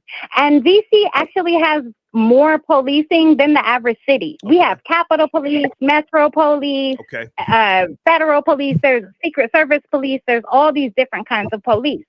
Do the police have the rights to detain? And what are their rights to detain when they're interacting with people? There's videos that are out now. Anthony Lorenzo Green, for example, who is one of our council members, has a video on Sheriff Road from last night or night before last, where this group of police run up on a group of people who are just standing outside. They start arresting people, but there's no understanding out here as to what is their jurisdiction.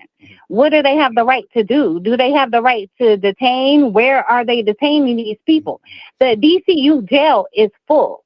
And the DC adult jail is so inhumane that they have been talking for the last year about moving inmates out of the DC area, but there's concerns about recidivism when people are not connected to their family members. So there's all these issues. What happens? Do they have the right to arrest? There's no understanding around, does National Guard have the right to arrest? Do they have the right to detain? Do they have the right to investigate? If I can jump in, and I appreciate everything you've said.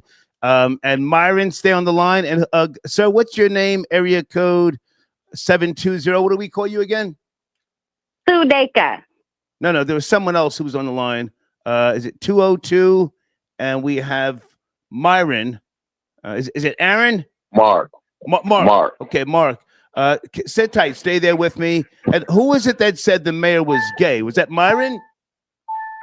Yes, it is. Me. Okay. Janet sent me a video where the mayor is denouncing being gay. Just so that we're Of course she would. Okay. Well, she went back and forth. So Guys, can someone please fix the signals? We got a signal in the background, please. Okay, but I have a video here. I'm just saying, to be clear, not that I'm worried about a lawsuit, but the mayor is saying she's not gay. Maybe I'll play it, maybe I won't, but she's denouncing what you said. Go ahead.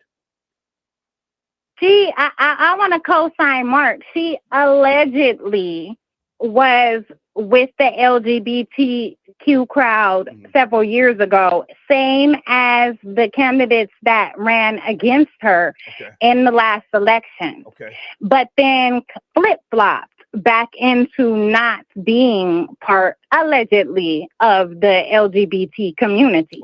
This is an issue that we've had with this mayor for a long time, is that she goes back and forth and she plays both sides. She plays all sides. So whatever side the money is in, that she's a where the money resides type of leader.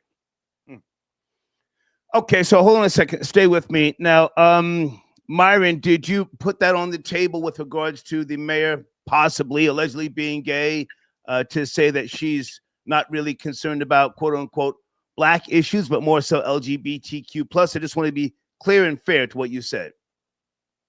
Yes, she's in their pocket. I believe she's getting kicked back for multiple businesses, black businesses being shut down. Okay, and giving them everything. We got now streets in the middle around showing everything that got rainbow colors on the goddamn crosswalk. This ain't happened until this woman came in, and a lot of it is post-pandemic. The homeless rate has jumped up post-pandemic, and during the pandemic, these families got the nerve.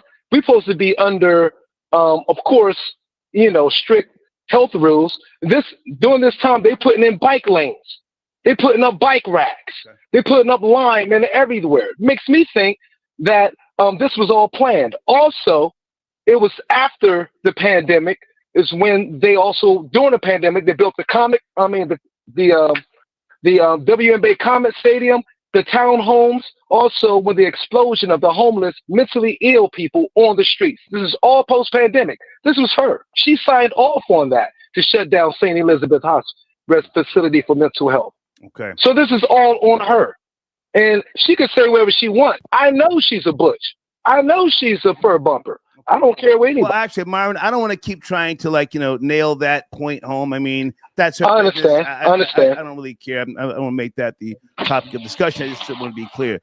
Okay, but guys, I got to clear the line. Myron, Sit tight and let you land your plane last. Can we go back to area code 720? I appreciate what you brought to the table. Anything else you want to mention? I would like to co-sign everything that he just said.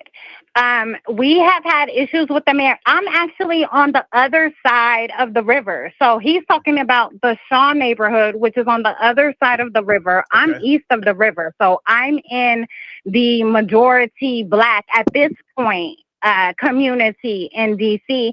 And yes, there are issues with our community center, for example, is closed on weekends.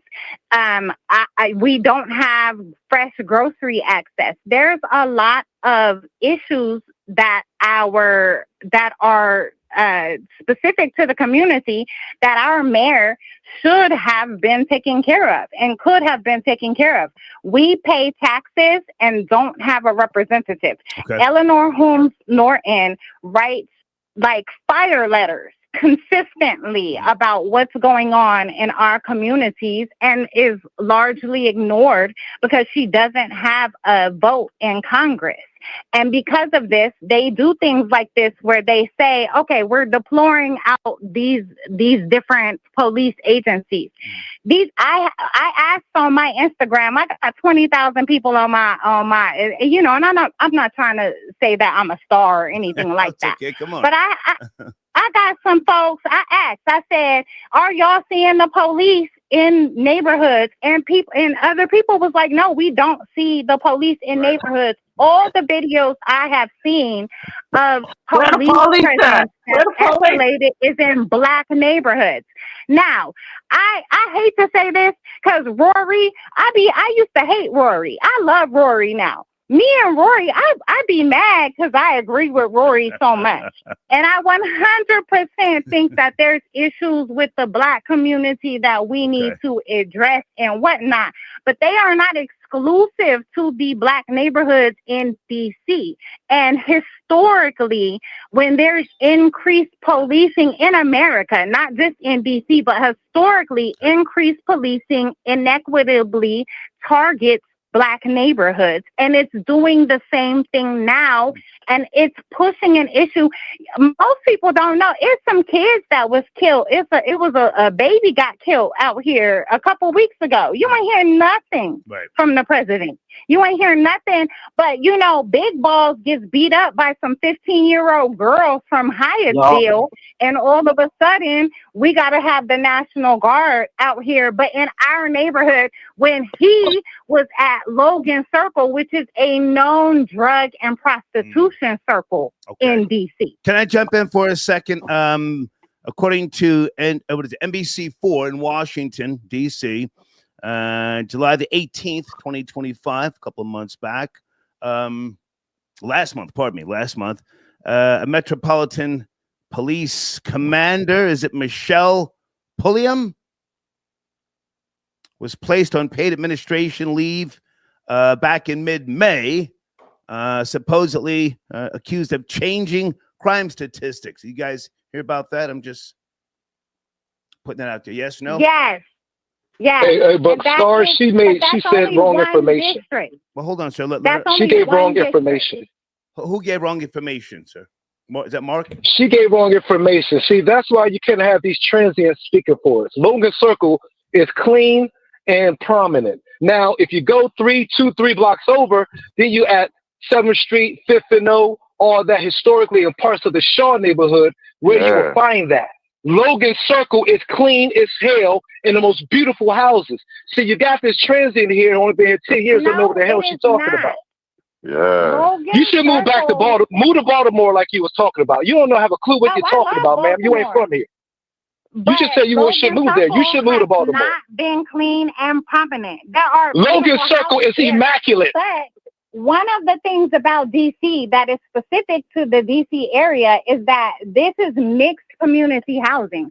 So you have like Hillcrest, for example. That's because you immigrants are moving in here heavy. $1 million houses that look down on. Ma'am, you don't know what you're talking about, ma'am. Community. I'm literally standing in Northeast DC in $1 million property that looks on the back. I don't want to give too much Too much information. You have to say, just say what part, what area, what area. I'm right outside of Clay Terrace. Beautiful housing. Clay Terrace? So you behind Cardozo High School? No, I'm not. Okay. Ma'am, sorry, this woman don't know what she's talking about. HD Woodson. Well, how about we let her land her plane? Hold on a second. And Colleen, I see you in the queue. Darling, I want you to land your plane. I appreciate you taking the time to call. Go ahead and land your plane, please, with no interruptions. Go ahead. Are you talking to me? Yes, I'm talking to you. Go ahead and land your plane. Okay, cool. Thank you. I didn't want to be disrespectful. I am just stating that there is no emergency happening in Washington, D.C. that requires the National Guard. Got you. There are laws and things that need to be passed in the community that are within the purveyance of the mayor, etc., that need to be taken care of, that don't have anything to do with the National Guard, and that the National Guard doesn't have the power to do. I am 100% in line with there needing to be something happening with like these youth takeovers and what have you. But having the National Guard come into a city like this is too much. Okay. Yeah. I appreciate the call. Thank you so much. Thank you so much. All right, guys. Have a wonderful evening. Thank you.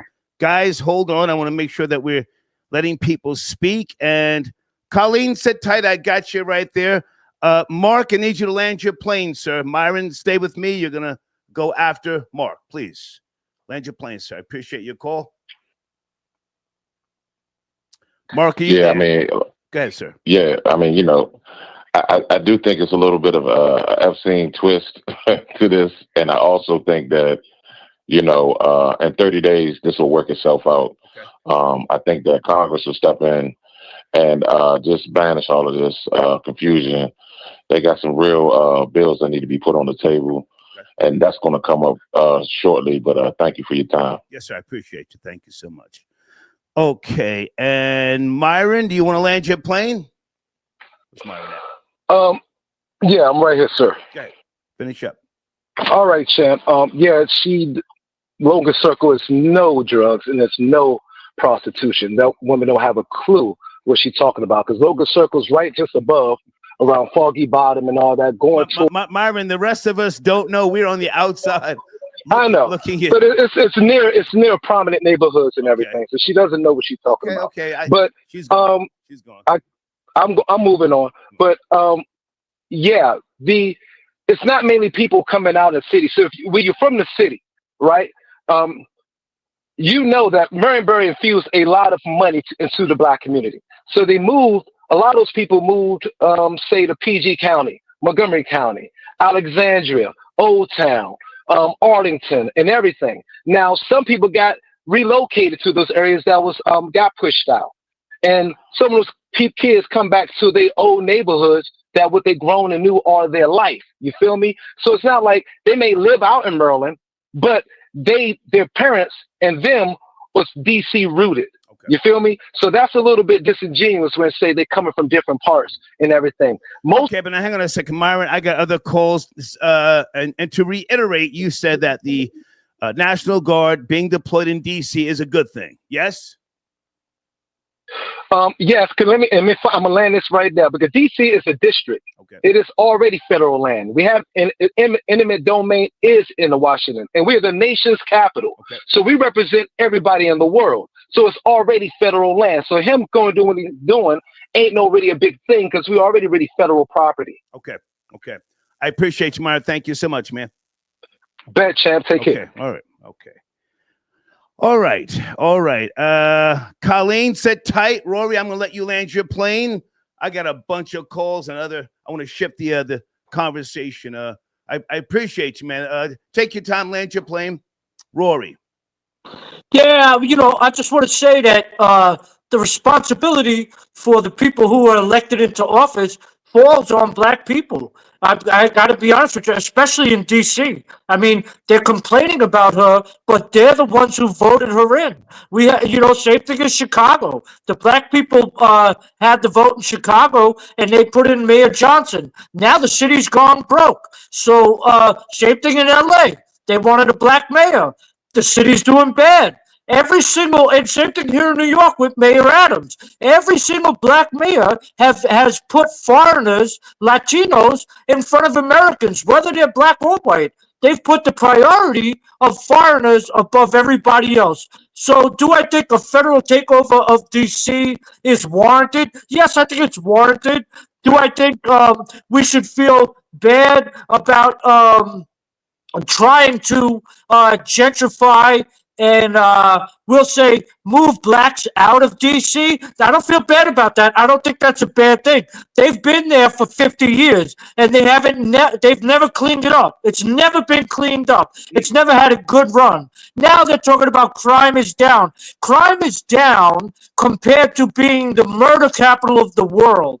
What does that say? Like, I'm comparing, we're not having that much violence to a genocide that happened 10 years ago. So we're not doing so bad because we're not, murdering millions of people. We're only murdering tens of thousands.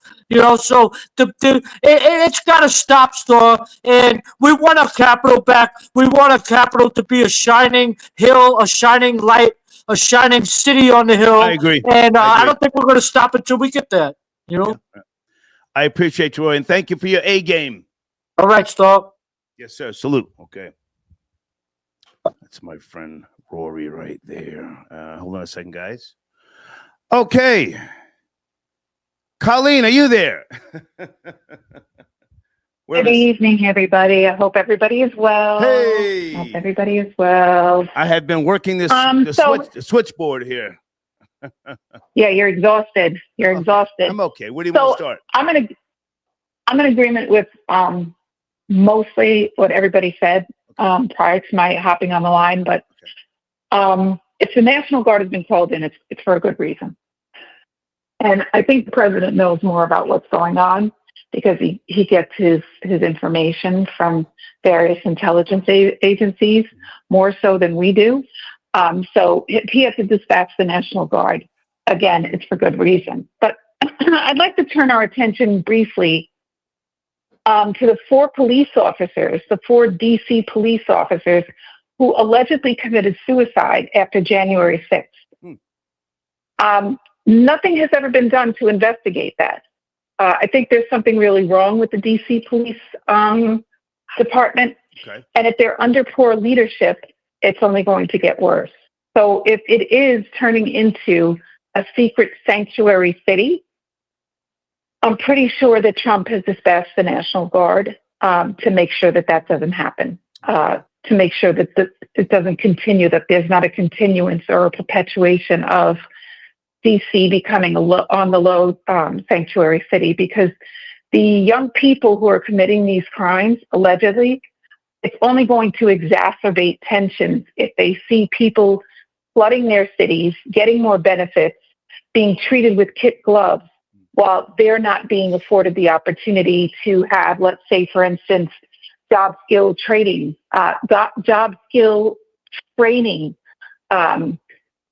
the implementation of job skills, skilled trades into their high school coursework. Not every child is cut out. Not every child is cut out for college. Not every child wants to go to college. Right. But while I understand and recognize, not every child needs college in today's day and time because, 2 or 3 years ago, a lot of the corporations, major corporations, were saying you no longer need a bachelor's degree to get an entry-level position. So, I mean. Correct. I hear what you're saying. So if you go into like the job banks for even for cities, a lot of the city jobs don't require a bachelor's degree. They don't require a master's degree. So I think we need to pivot from doing this community center thing where kids play basketball or try to improve their basketball skills into let's get the unions involved in the shaping of young minds so that they feel empowered and they're learning a skill that can earn them upwards of $200,000 a year if they're trained properly. Whoa. You don't have to go to college. If you're an air traffic controller, if you're a plumber, if you're a carpenter, if you're a foreman on a construction site, these are all jobs that our youth can be trained for. and need to. Colleen, can I jump in? And these are jobs. Can I jump Yes. in? You are an educator from the New York tri-state area. You teach high school, for those who don't know.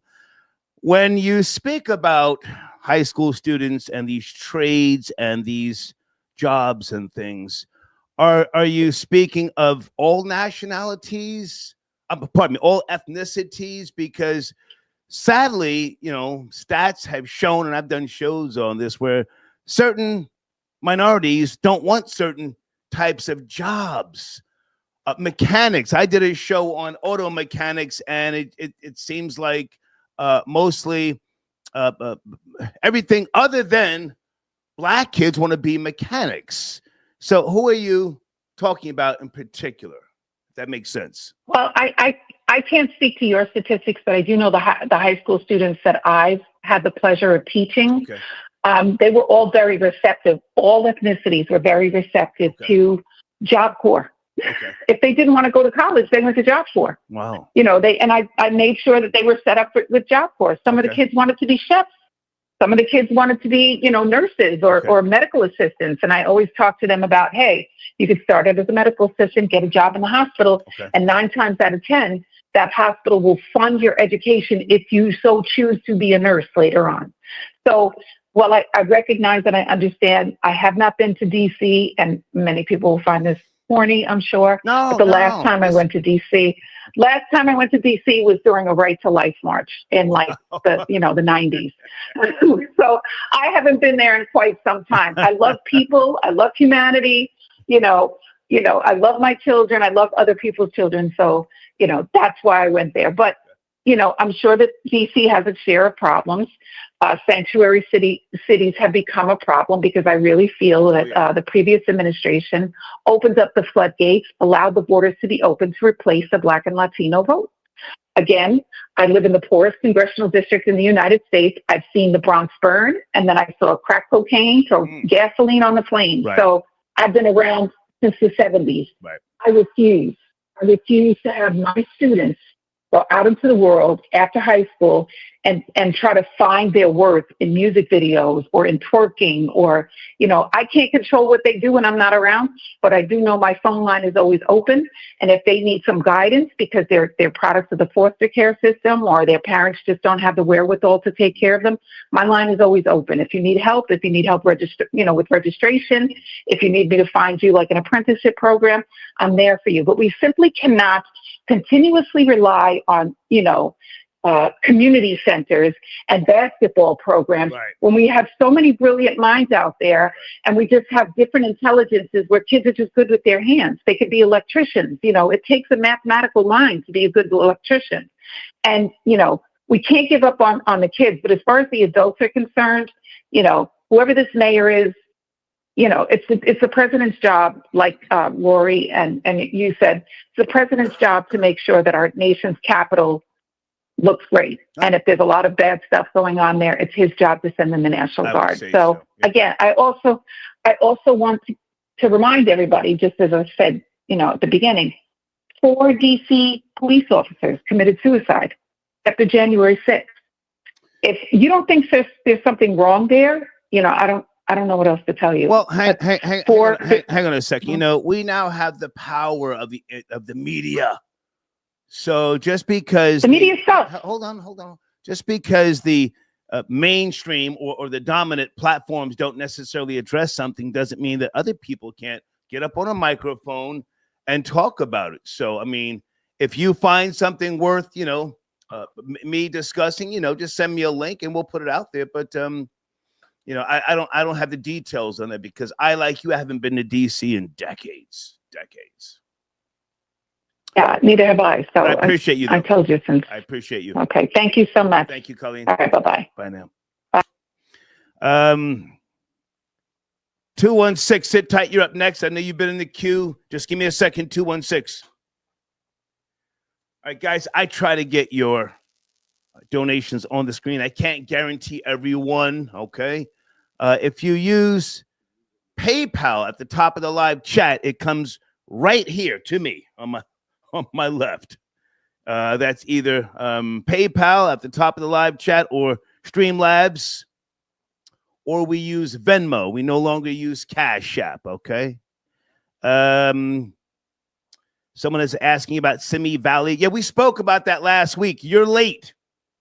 Blue Sky 43, Simi Valley, California. 5 white teenagers beat up 1 black teen. You're late. That's an old story now. Come on, catch up. This is a Star Report. Trending news. Hold on a second, guys. Let me read some of the Venmo donations. Jonathan, I got your donation. Okay, the reason why they're deporting the truckers, they're building a new interstate. Okay, I'm going to get to that. Just give me some time. Elvis, I got your donation via Venmo. Thank you. Hey, Jasmine, I got your donation. She says, art is life. Life is art. Once one realizes this, it all makes sense. The artist and the art are two different, and then it cuts off. Thank you, Jasmine. Okay. Okay, Indeed sent me DC police. Okay, guys, we mentioned earlier that the DC police do have qualified immunity, but they do not have absolute immunity. Also, thank you, Janet. Janet sent me an email saying that the National Guard nor military has the right to arrest anybody. So that's something you may want to keep in mind, according to Politico. Thank you, Janet. Okay. Okay. And thank you, Deeds. I got your text message. Oh, guys, let me get Deeds' information on the screen. Her birthday just passed for those who want to, show Deeds support. She is the reason why you can talk crazy in that live chat. As you know, I don't look in the live chat. I trust you guys to do what you do. You should be in there turned up. And if you are somebody who is new to the show and you're in the live chat and they are taking your head off, do not email me. Do not. You got to handle your handle, okay? So that's Deeds Cash App for those of you who, are doing the most. If you have been blocked, reach out to Deeds. I do not handle that, okay? All right. 216, thank you for your patience. Who am I speaking to? Area code 216. John. Hey, man, how are you? Jonathan Jones. Yes, sir. I'm good. How you doing? Good. I'm Jonathan from the DMV. Okay.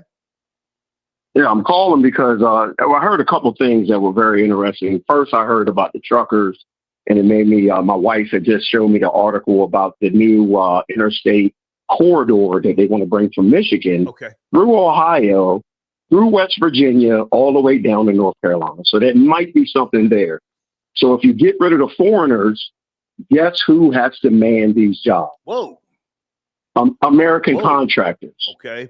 I'm only saying this as a 20-year IBEW member. Okay. Because I watch the patterns. Even though Trump does not do policy in favor of unions, he does do policy that does keep us working. Okay.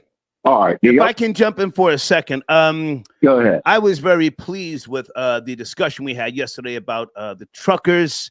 And I've got some more videos to play because it's an area that I kind of just lost, track of. So just bear with me with regards to the truckers. But yesterday we had some copyright issues, so that whole show had to come down. I'm going to try and get it back up after some edits are made. But are you a truck? You said 20 years? 20 years?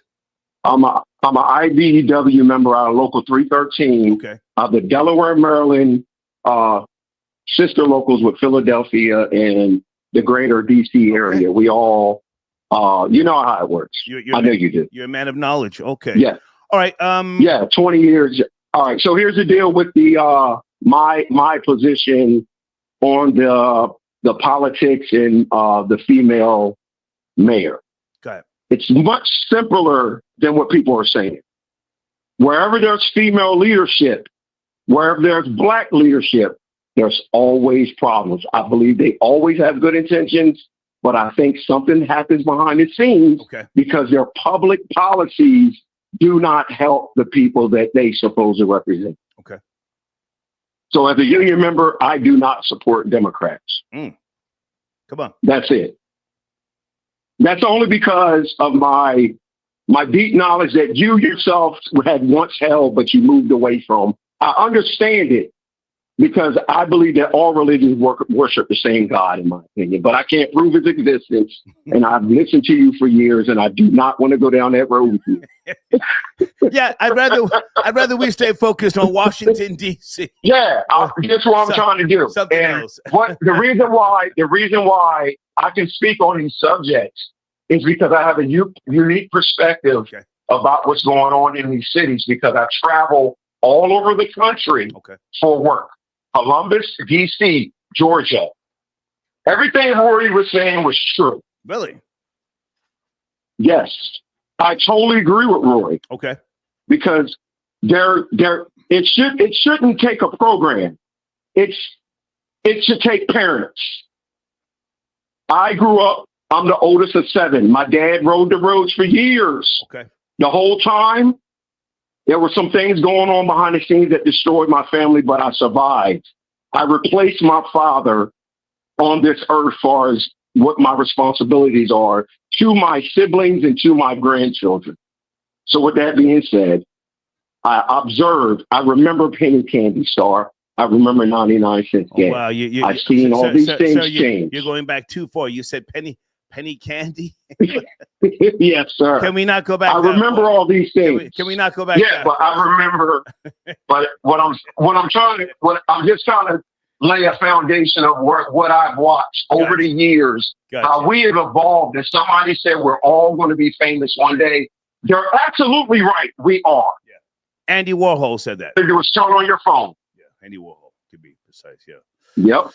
Okay, well, Thank you. hey, man, I appreciate you. We're going to get to some other videos here, and thank you for your patience. I did get your Venmo. Can I get an email about your promotions? Yes. Your rates for your promotion? Yes. I appreciate that. I will have Amy send that to you with a new marketing deck in the morning, okay? All right, thank you very much. Yes, sir. Salute, okay? All right. Have a good night. Okay, guys, bear with me. Okay. There's the PayPal information on the screen with regards to marketing and promotion. We do give a 30% discount if you use PayPal, okay? Hey, Vera, I got your donation.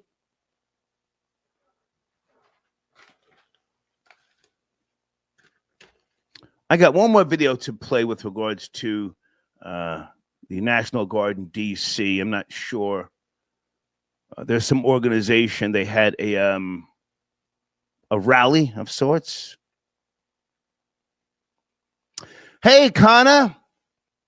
Yes, Connor, hold on a second. I would like to get you back on the screen. Connor from Jordan. But just give me a second. Let me play a video here that Janet sent me. Okay.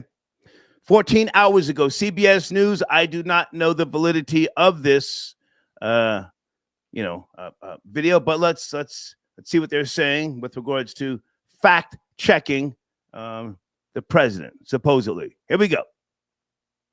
News Justice correspondent Scott McFarlane joins us from Washington this morning, just outside of our D.C. bureau. Good morning, Scott. We want to speak with you about this 10 a.m. news conference we expect from the president, as he suggests crime is everywhere where you are in the nation's capital. But can you fact check that claim for us? What does the data show? The mayor of Washington, D.C. emphasized over the weekend that the data, which was produced in concert with the Justice Department, shows a nearly 30% drop in crime from this time last year, and the homicide rate down about 12%. You'll see some of the numbers here.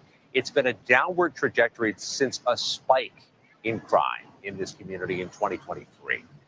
That being said, you've seen over the last 48 hours the evolution of security in Washington, D.C. We have federal agents now deployed along with the nearly 4,000 officers in the Washington, D.C. Police Department.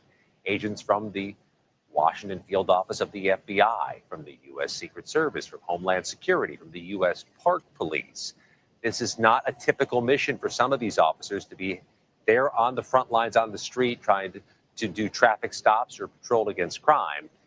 That being said, here in Washington, D.C., Errol, they are at the city level preparing for the possibility the National Guard eventually gets deployed here onto the streets, and they may have even less experience with actual street crime and traffic stops than the federal law enforcement do. All of this a changing complexion to how law enforcement is done in the city, But local leaders argue it's unnecessary, it's political. The crime has been going down due to partnerships between the local authorities and the federal government. Yeah, we saw what happened in Los Angeles when the National Guard was deployed there. Okay, so he's pretty much saying what I already said, because I did go over the stats here from 2024 to 2025. Okay, give me a second, guys. Area code 929. Thank you for your patience. Are you there? Hey, how are you? Hey. Yes, how are you, Star? I'm good. Who's this? This is 929. Can you say that again? Yes, yes, I'm here. Can you turn that down in the background, please? We got a little echo going on. Yes, I had a few things to say. And what do I call you? Now, what do I call you? What's your name? My name is Brittany. Brittany. Hey, Brittany, how are you? And I actually want to intern with you. I don't have internships, and I'm not a mentor. I do nothing along the lines of what. I'm not asking for a mentor, but just I do nothing like Unc Shannon Sharp. I'm sorry. Yeah, let me just thank get you. to my No, point. no. Yeah. So let me get to my point. Yeah, let's go. So I feel like when we get into like Trump and everything he's doing with DC, Okay. DC is the capital of the United States of America. Yes. First of all, you got to be smart enough to know that. Right. Okay. The United States is the capital of America. Right. So when they say black people, they're behind the gates where, we're behind the gates and they do these things and, they put us to war. My grandfather was a parachuter, neither here nor there. But, when he wants to shut down D.C. and act like D.C. has the most crime, you're actually lying.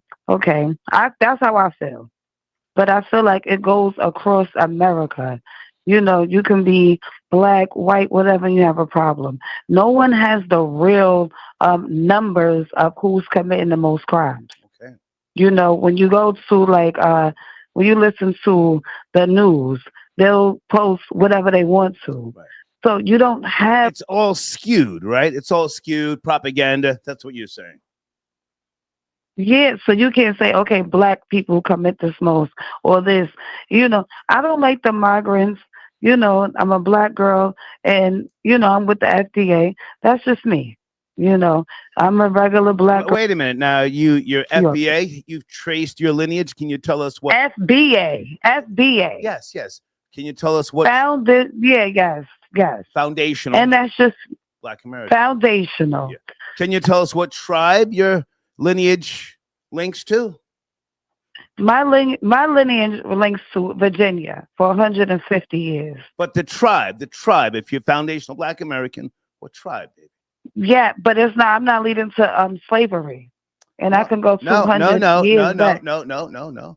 What tribe? If you say you were already here, I was already here. Yes. Natives. Yes, sir. Natives. What tribe? Yes. So that's how I feel, and I feel like people like I wanted to get to Rory because he's like the black people. No, baby, Rory's off the line. But listen, I gotta take a break. I appreciate you. I gotta take a break. I gotta choke the snake. But thank you, darling. Well, whatever. I'm calling you back. Thank you, baby. Okay. All right. Area code 540. Good morning. Are you there? Late night. We're talking about a few topics. I am. I'm here. I want to start off by saying, if you heard that, I'm actually in the truck now. Okay. It's very unfortunate, the industry right now. I really feel sorry for the smaller owner operators because pretty much the video that you played with the guy running down the numbers, I mean, pretty much spot on. Okay. And then, you hear in the industry, I mean, I've been driving about 8 years now. Okay.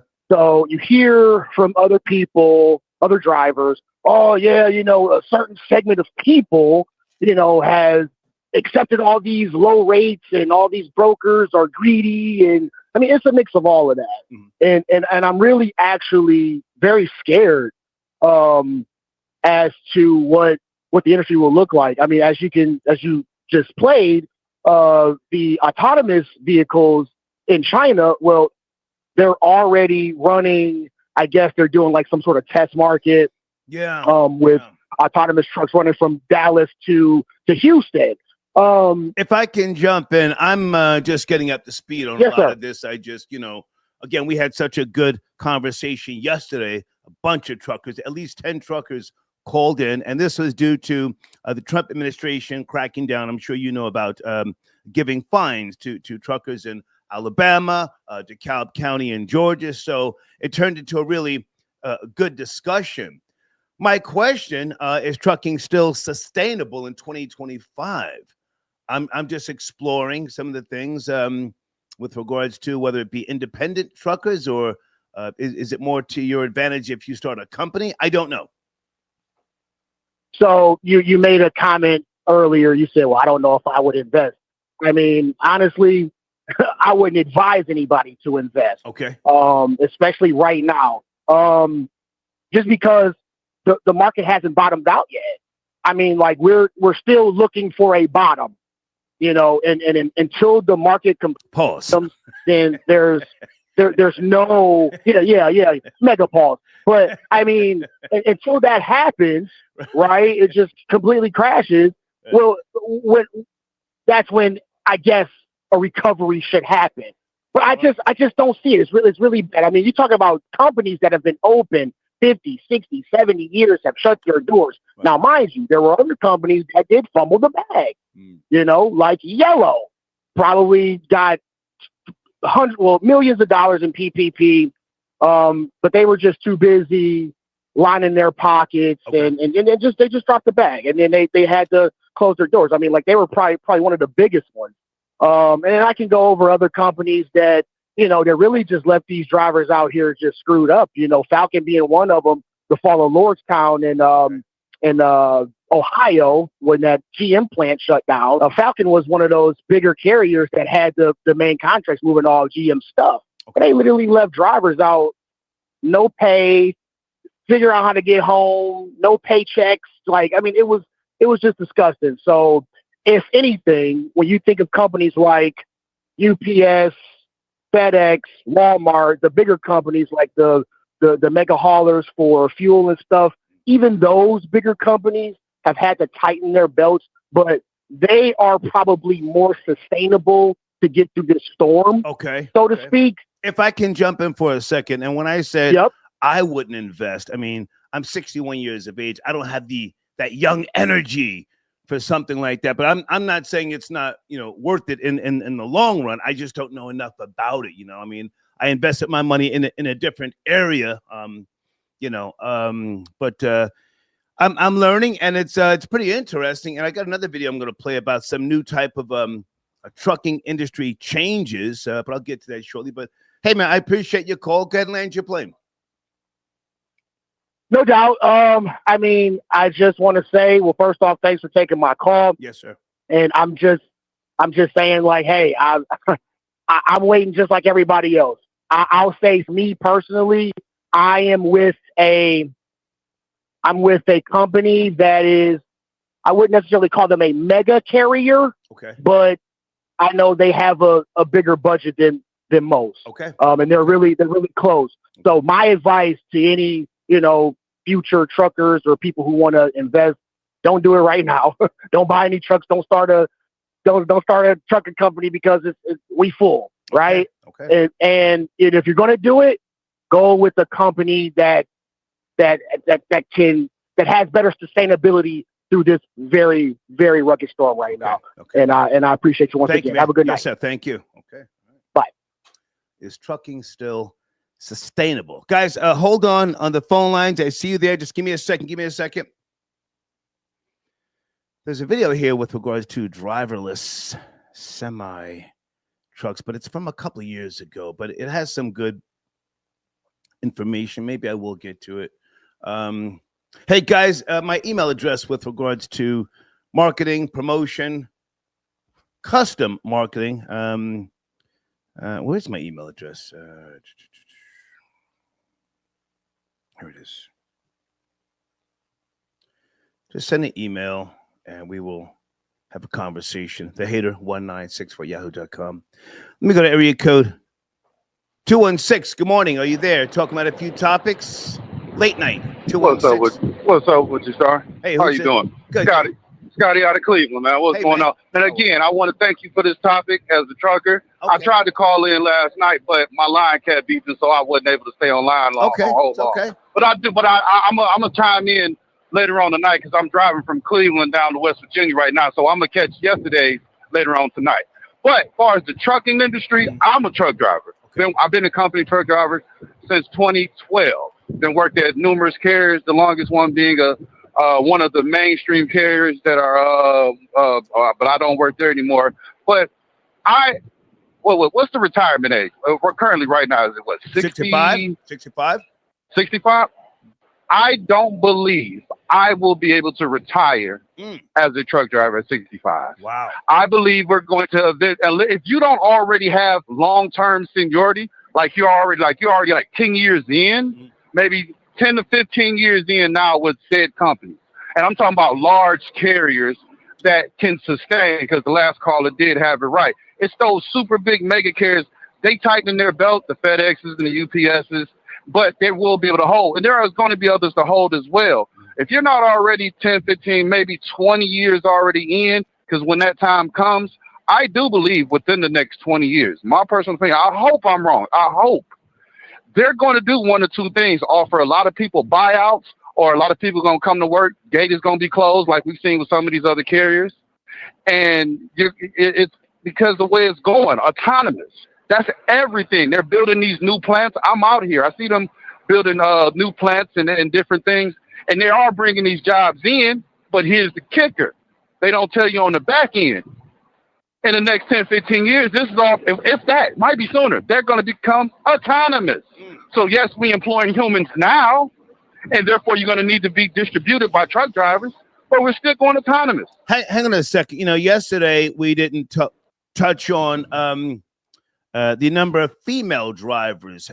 Is that on the rise, or do females not necessarily want to be truck drivers? I see a few of them. They have YouTube channels and they give really, really great commentary. And, they seem like they definitely know what they're talking about. But does that make a difference at all right now in today's day and time? Female truckers? Female truckers have always been around. The only thing that social media has done was brought more light that there are female truck drivers, and there are better looking female truck drivers. But yes, I can actually say, since I've been in the game since 2012, hey, I'll be watching it too. I'll be on TikTok scrolling myself like, if I ever see her at the truck stop, I got $40.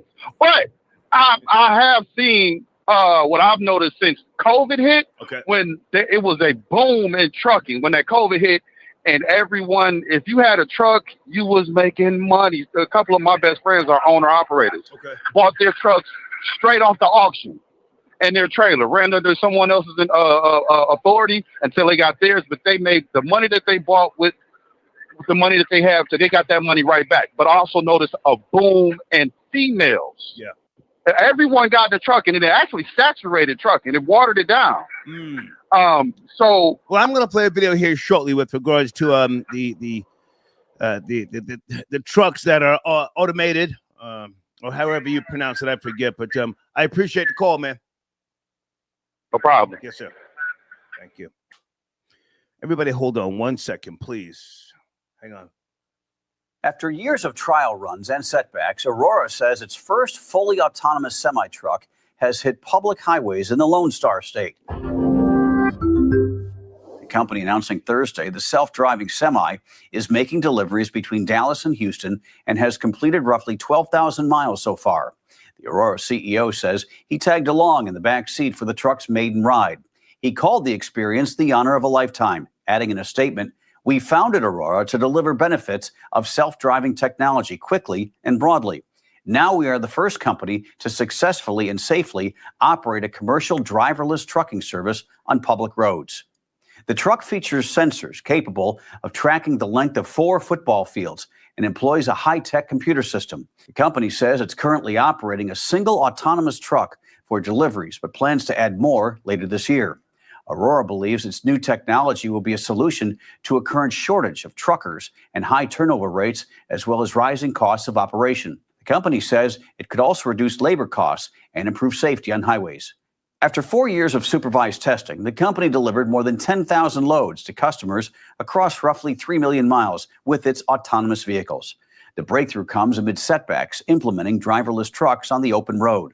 They were once thought to be introduced before robo-taxis and autonomous private vehicles, given the open nature of highways as opposed to city and residential streets. Aurora anticipated rolling out its new autonomous trucks last year, but delayed the deployment to this year, citing a need to update its self-driving system for surface street driving and construction sites. The industry has faced obstacles in terms of technology setbacks and regulations. Public opinion polls showed nearly 70% of Americans are afraid of self-driving cars in the wake of some high-profile incidents involving companies like Tesla and Cruise. Cruise faced legal trouble after one of its robo-taxis hit and injured a woman in San Francisco in 2023. Self-driving semis also face obstacles from regulations, but these barriers appear to be easing.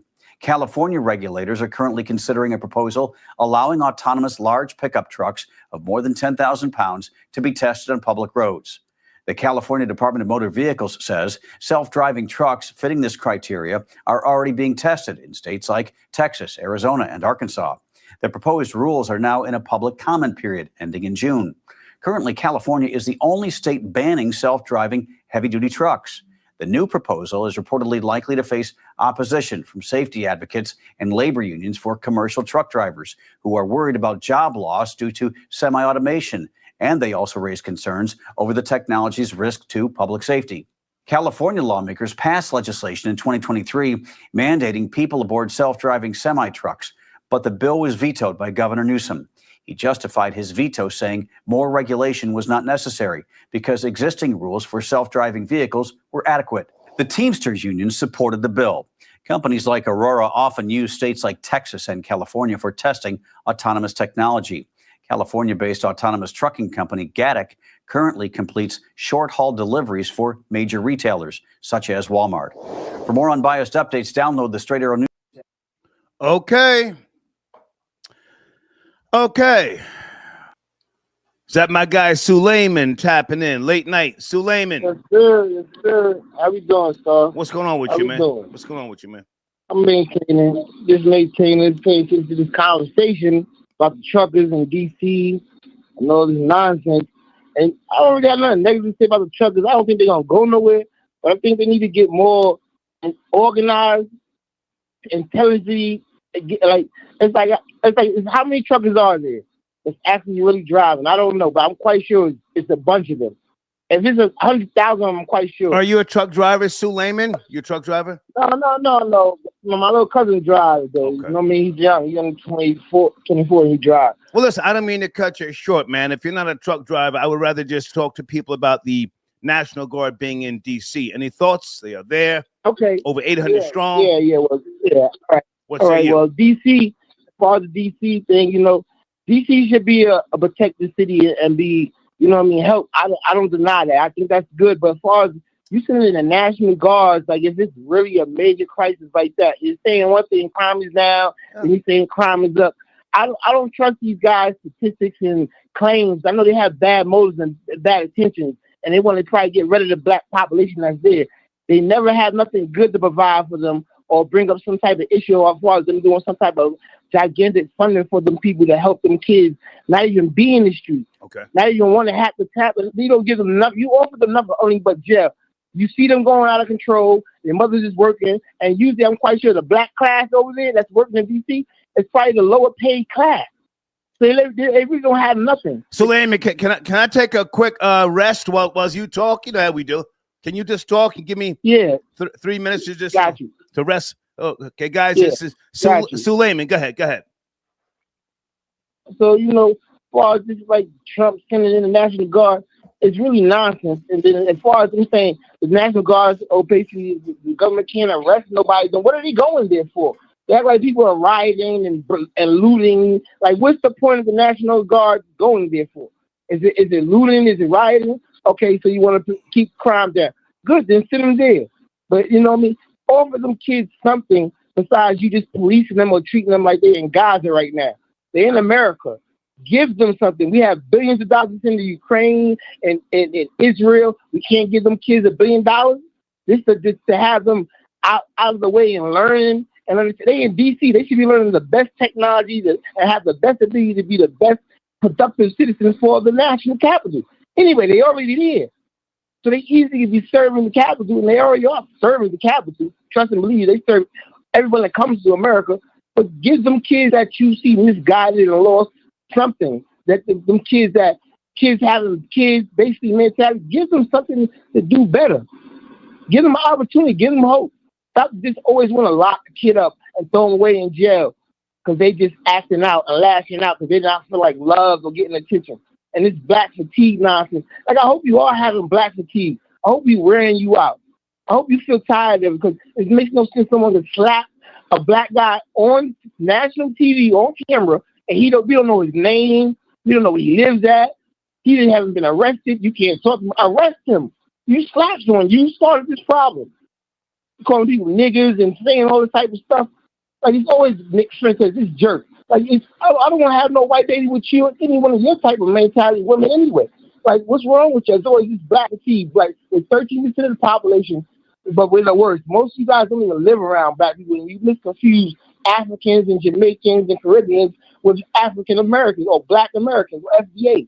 Y'all don't even know the difference. Some of them cosplay like us, and you don't even know if they're Jamaican or any Caribbean until you get around them and you meet them real for real. You get to know them, and then you see them change their language. You're like, oh, you Jamaican? Oh, you this? Like, hell yeah. But you acting like you was me. You sweating our style, but it's okay. I know I got respect for the good Caribbeans. I don't like this negative. Suleiman, I appreciate you, man. Every once in a while, I need to just like take that little quick, little power down. The negative FJ. Yeah. No, I appreciate you, man.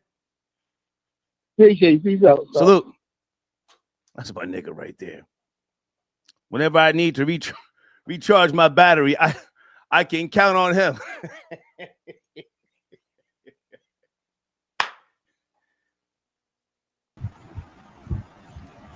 Peace, Connor. Hey, Shalom. How are you, Queen?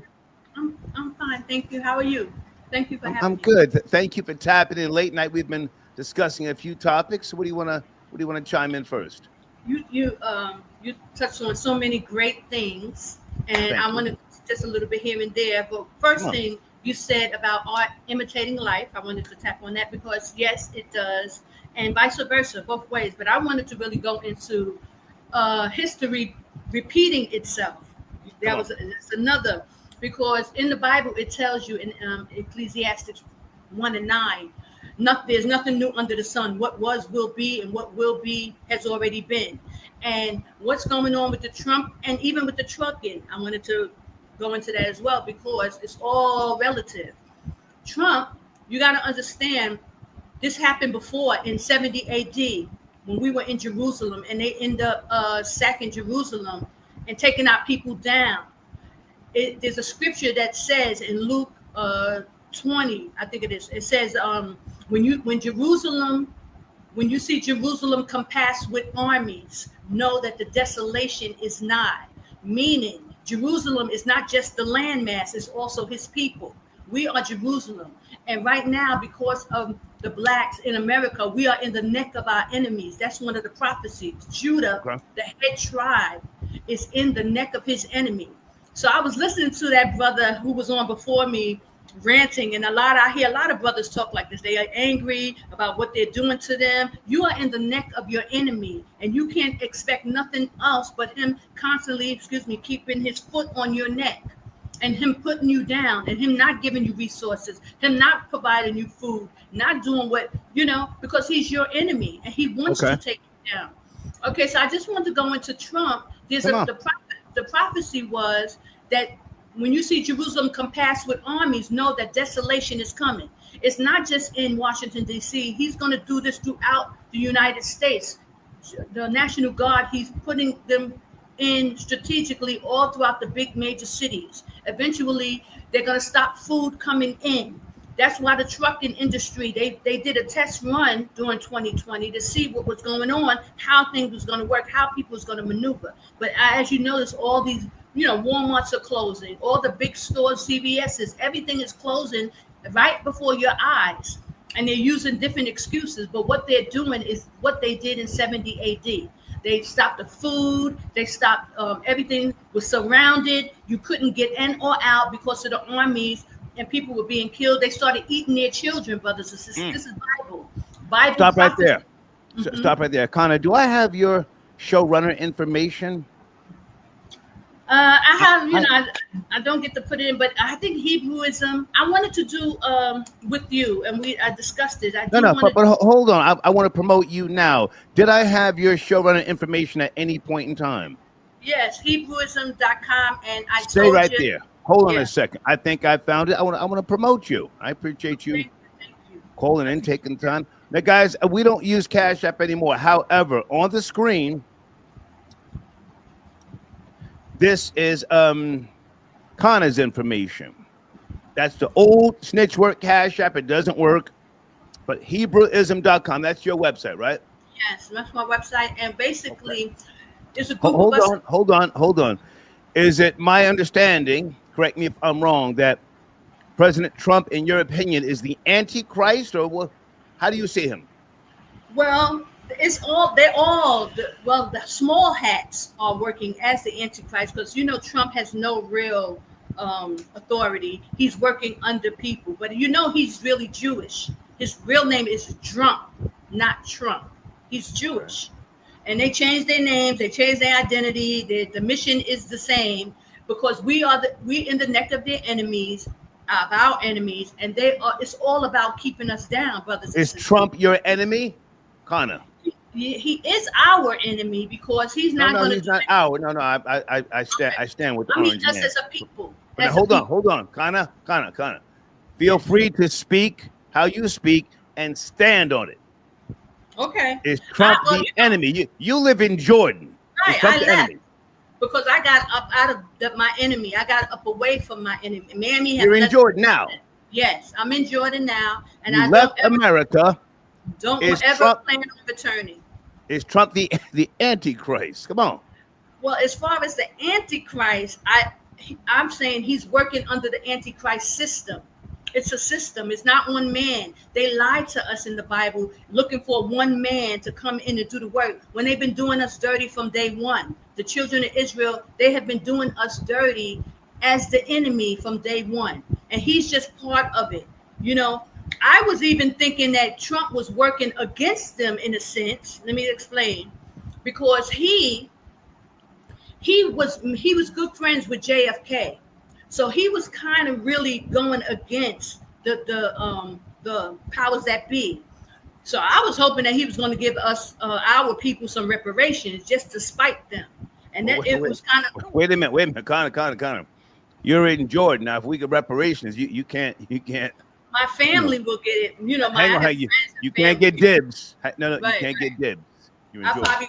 probably won't be able to get it. Get part of it, but my family will, and I think it's owed to us as a people. We built the country on our back, Definitely. so you know.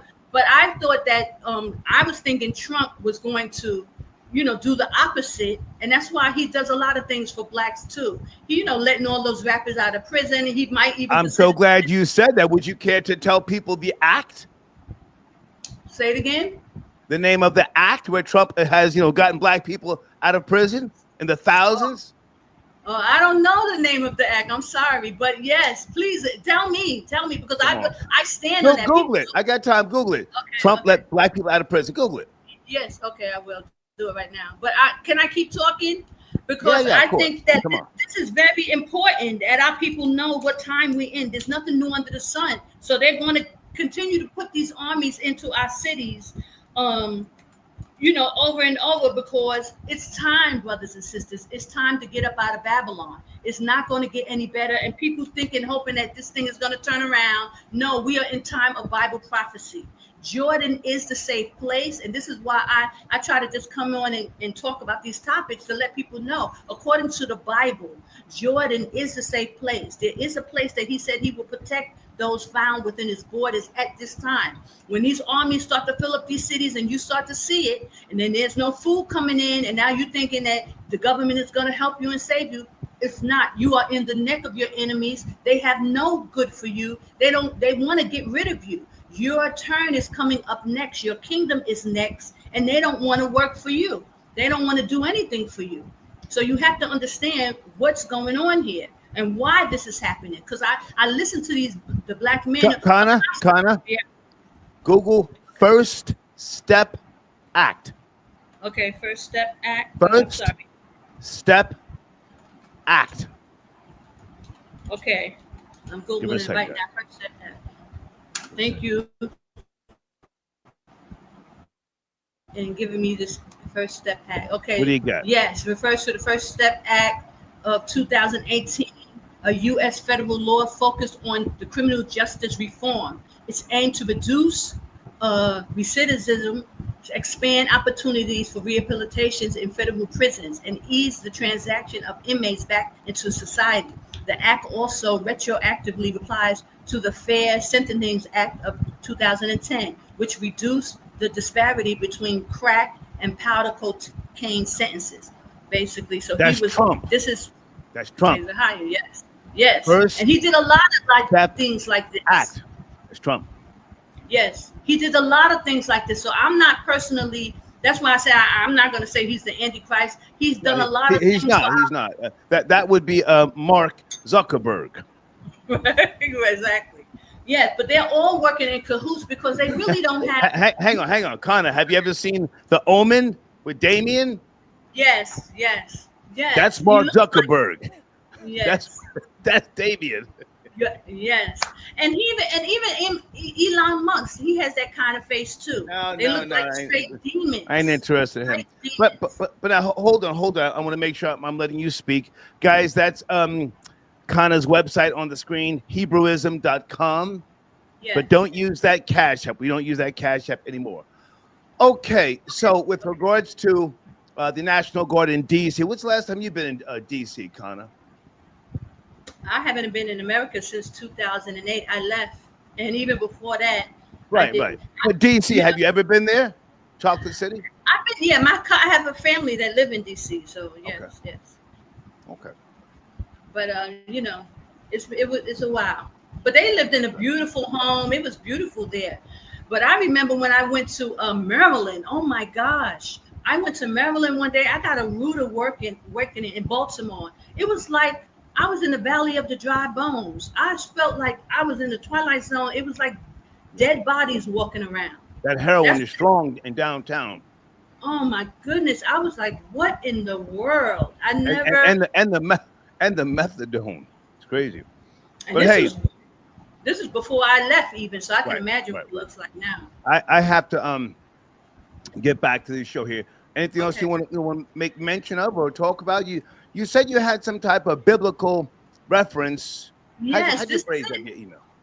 Yeah, this is all biblical. It's all biblical because that's what I was saying. Nothing new under the sun. What will be, what is what was. In 70 AD, they sacked Jerusalem and they blamed the fires on the Hebrews, and they caused them to,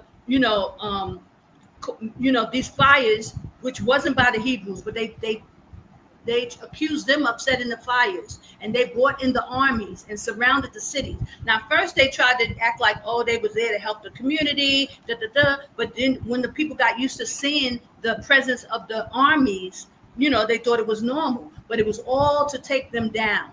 If that's what this was all about. And that's what I'm saying. It's biblical proportion because it's not going to be just Washington, D.C. Now, sometimes things are a test run. So they'll do it just to see how the people react. But guys, y'all have to know the history. They are coming for your necks. Get out of America. It's falling, it's fooling. This is what the Bible prophecy is. And it's falling, meaning hang on, Connor, before you go. Now, you subscribe to the Old Testament or the New? I forget. Oh, the whole Bible. Okay. The whole Bible. Do you see the earth as flat or a sphere or round? No, it's round. The Bible even tells you it's round. Yeah. It's, the scriptures. Does space exist? Well, it's the heavens and the firmament. That's what I have to say, the firmament. Yes. Yeah. It's the heavens and the firmament. That's according to the Bible. And it's levels, yes. There's levels of the firmament. The seventh heaven and, where the Most High sits. So you know, but they talk about The Most space. High sits on top of the firmament. Yes. Yeah, and listen, that's why they build the whole space station to fight Christ when he returns. That's what that all about. And the reason why they're giving all these weapons to these countries, like different countries, is preparing for Yeshua, Christ, to return. They're planning to fight Christ, and that's also them talking about aliens. I heard recently that there's this thing on like TikTok, they're talking about alien. They're not talking about alien. There's an old astronaut claiming that he saw an alien and it looked like an African American. Right. This is Yeshua, Christ, and I've been saying that. I've been saying that the aliens are Africans. Right. And they hang on. If anybody or anything is an alien, it's the African. I'm not joking. Well, what else could have survived the elements once upon a time? The Earth spun. Hang on. The Earth spun at a different rotation. Yes, different speed. Yes. You saying it did? Well, I don't think it hasn't changed too much from when the Most High created. No. The speed of the Earth it's different now. But hold on a second. The planet was hotter. You know, what else could have survived other than an alien? Could no goddamn human of today lived back then? Anyway, I'm rambling. But Great to talk to you. Can I just say this? They're going to call the Christ's return aliens, so that they're going to feel justified. Our people, or all humans, are going to feel justified when they try to fight these aliens that come. But it's actually Christ returning. That's the fight. So there's a lie. They're lying about these aliens and all this stuff so that they can justify fighting against Christ, because it's supposed to be a Christian country. You know, America's supposed to be built on Christianity. One last question. Yes. Will Christ return as a person or within you? The Christ. Good question. He's returning as a man. That's the question. Yes, he's returning as a man, and all eyes will see him. Everyone is going to know when Christ returns, because just like he left as a man, he's going to return as a man. And he's coming for his people. So brothers and sisters, please get out of Babylon. The place is falling. There is a safe place, Jordan. So just, I appreciate you, Connor. Thank you. I appreciate you too. Bye now. Come on.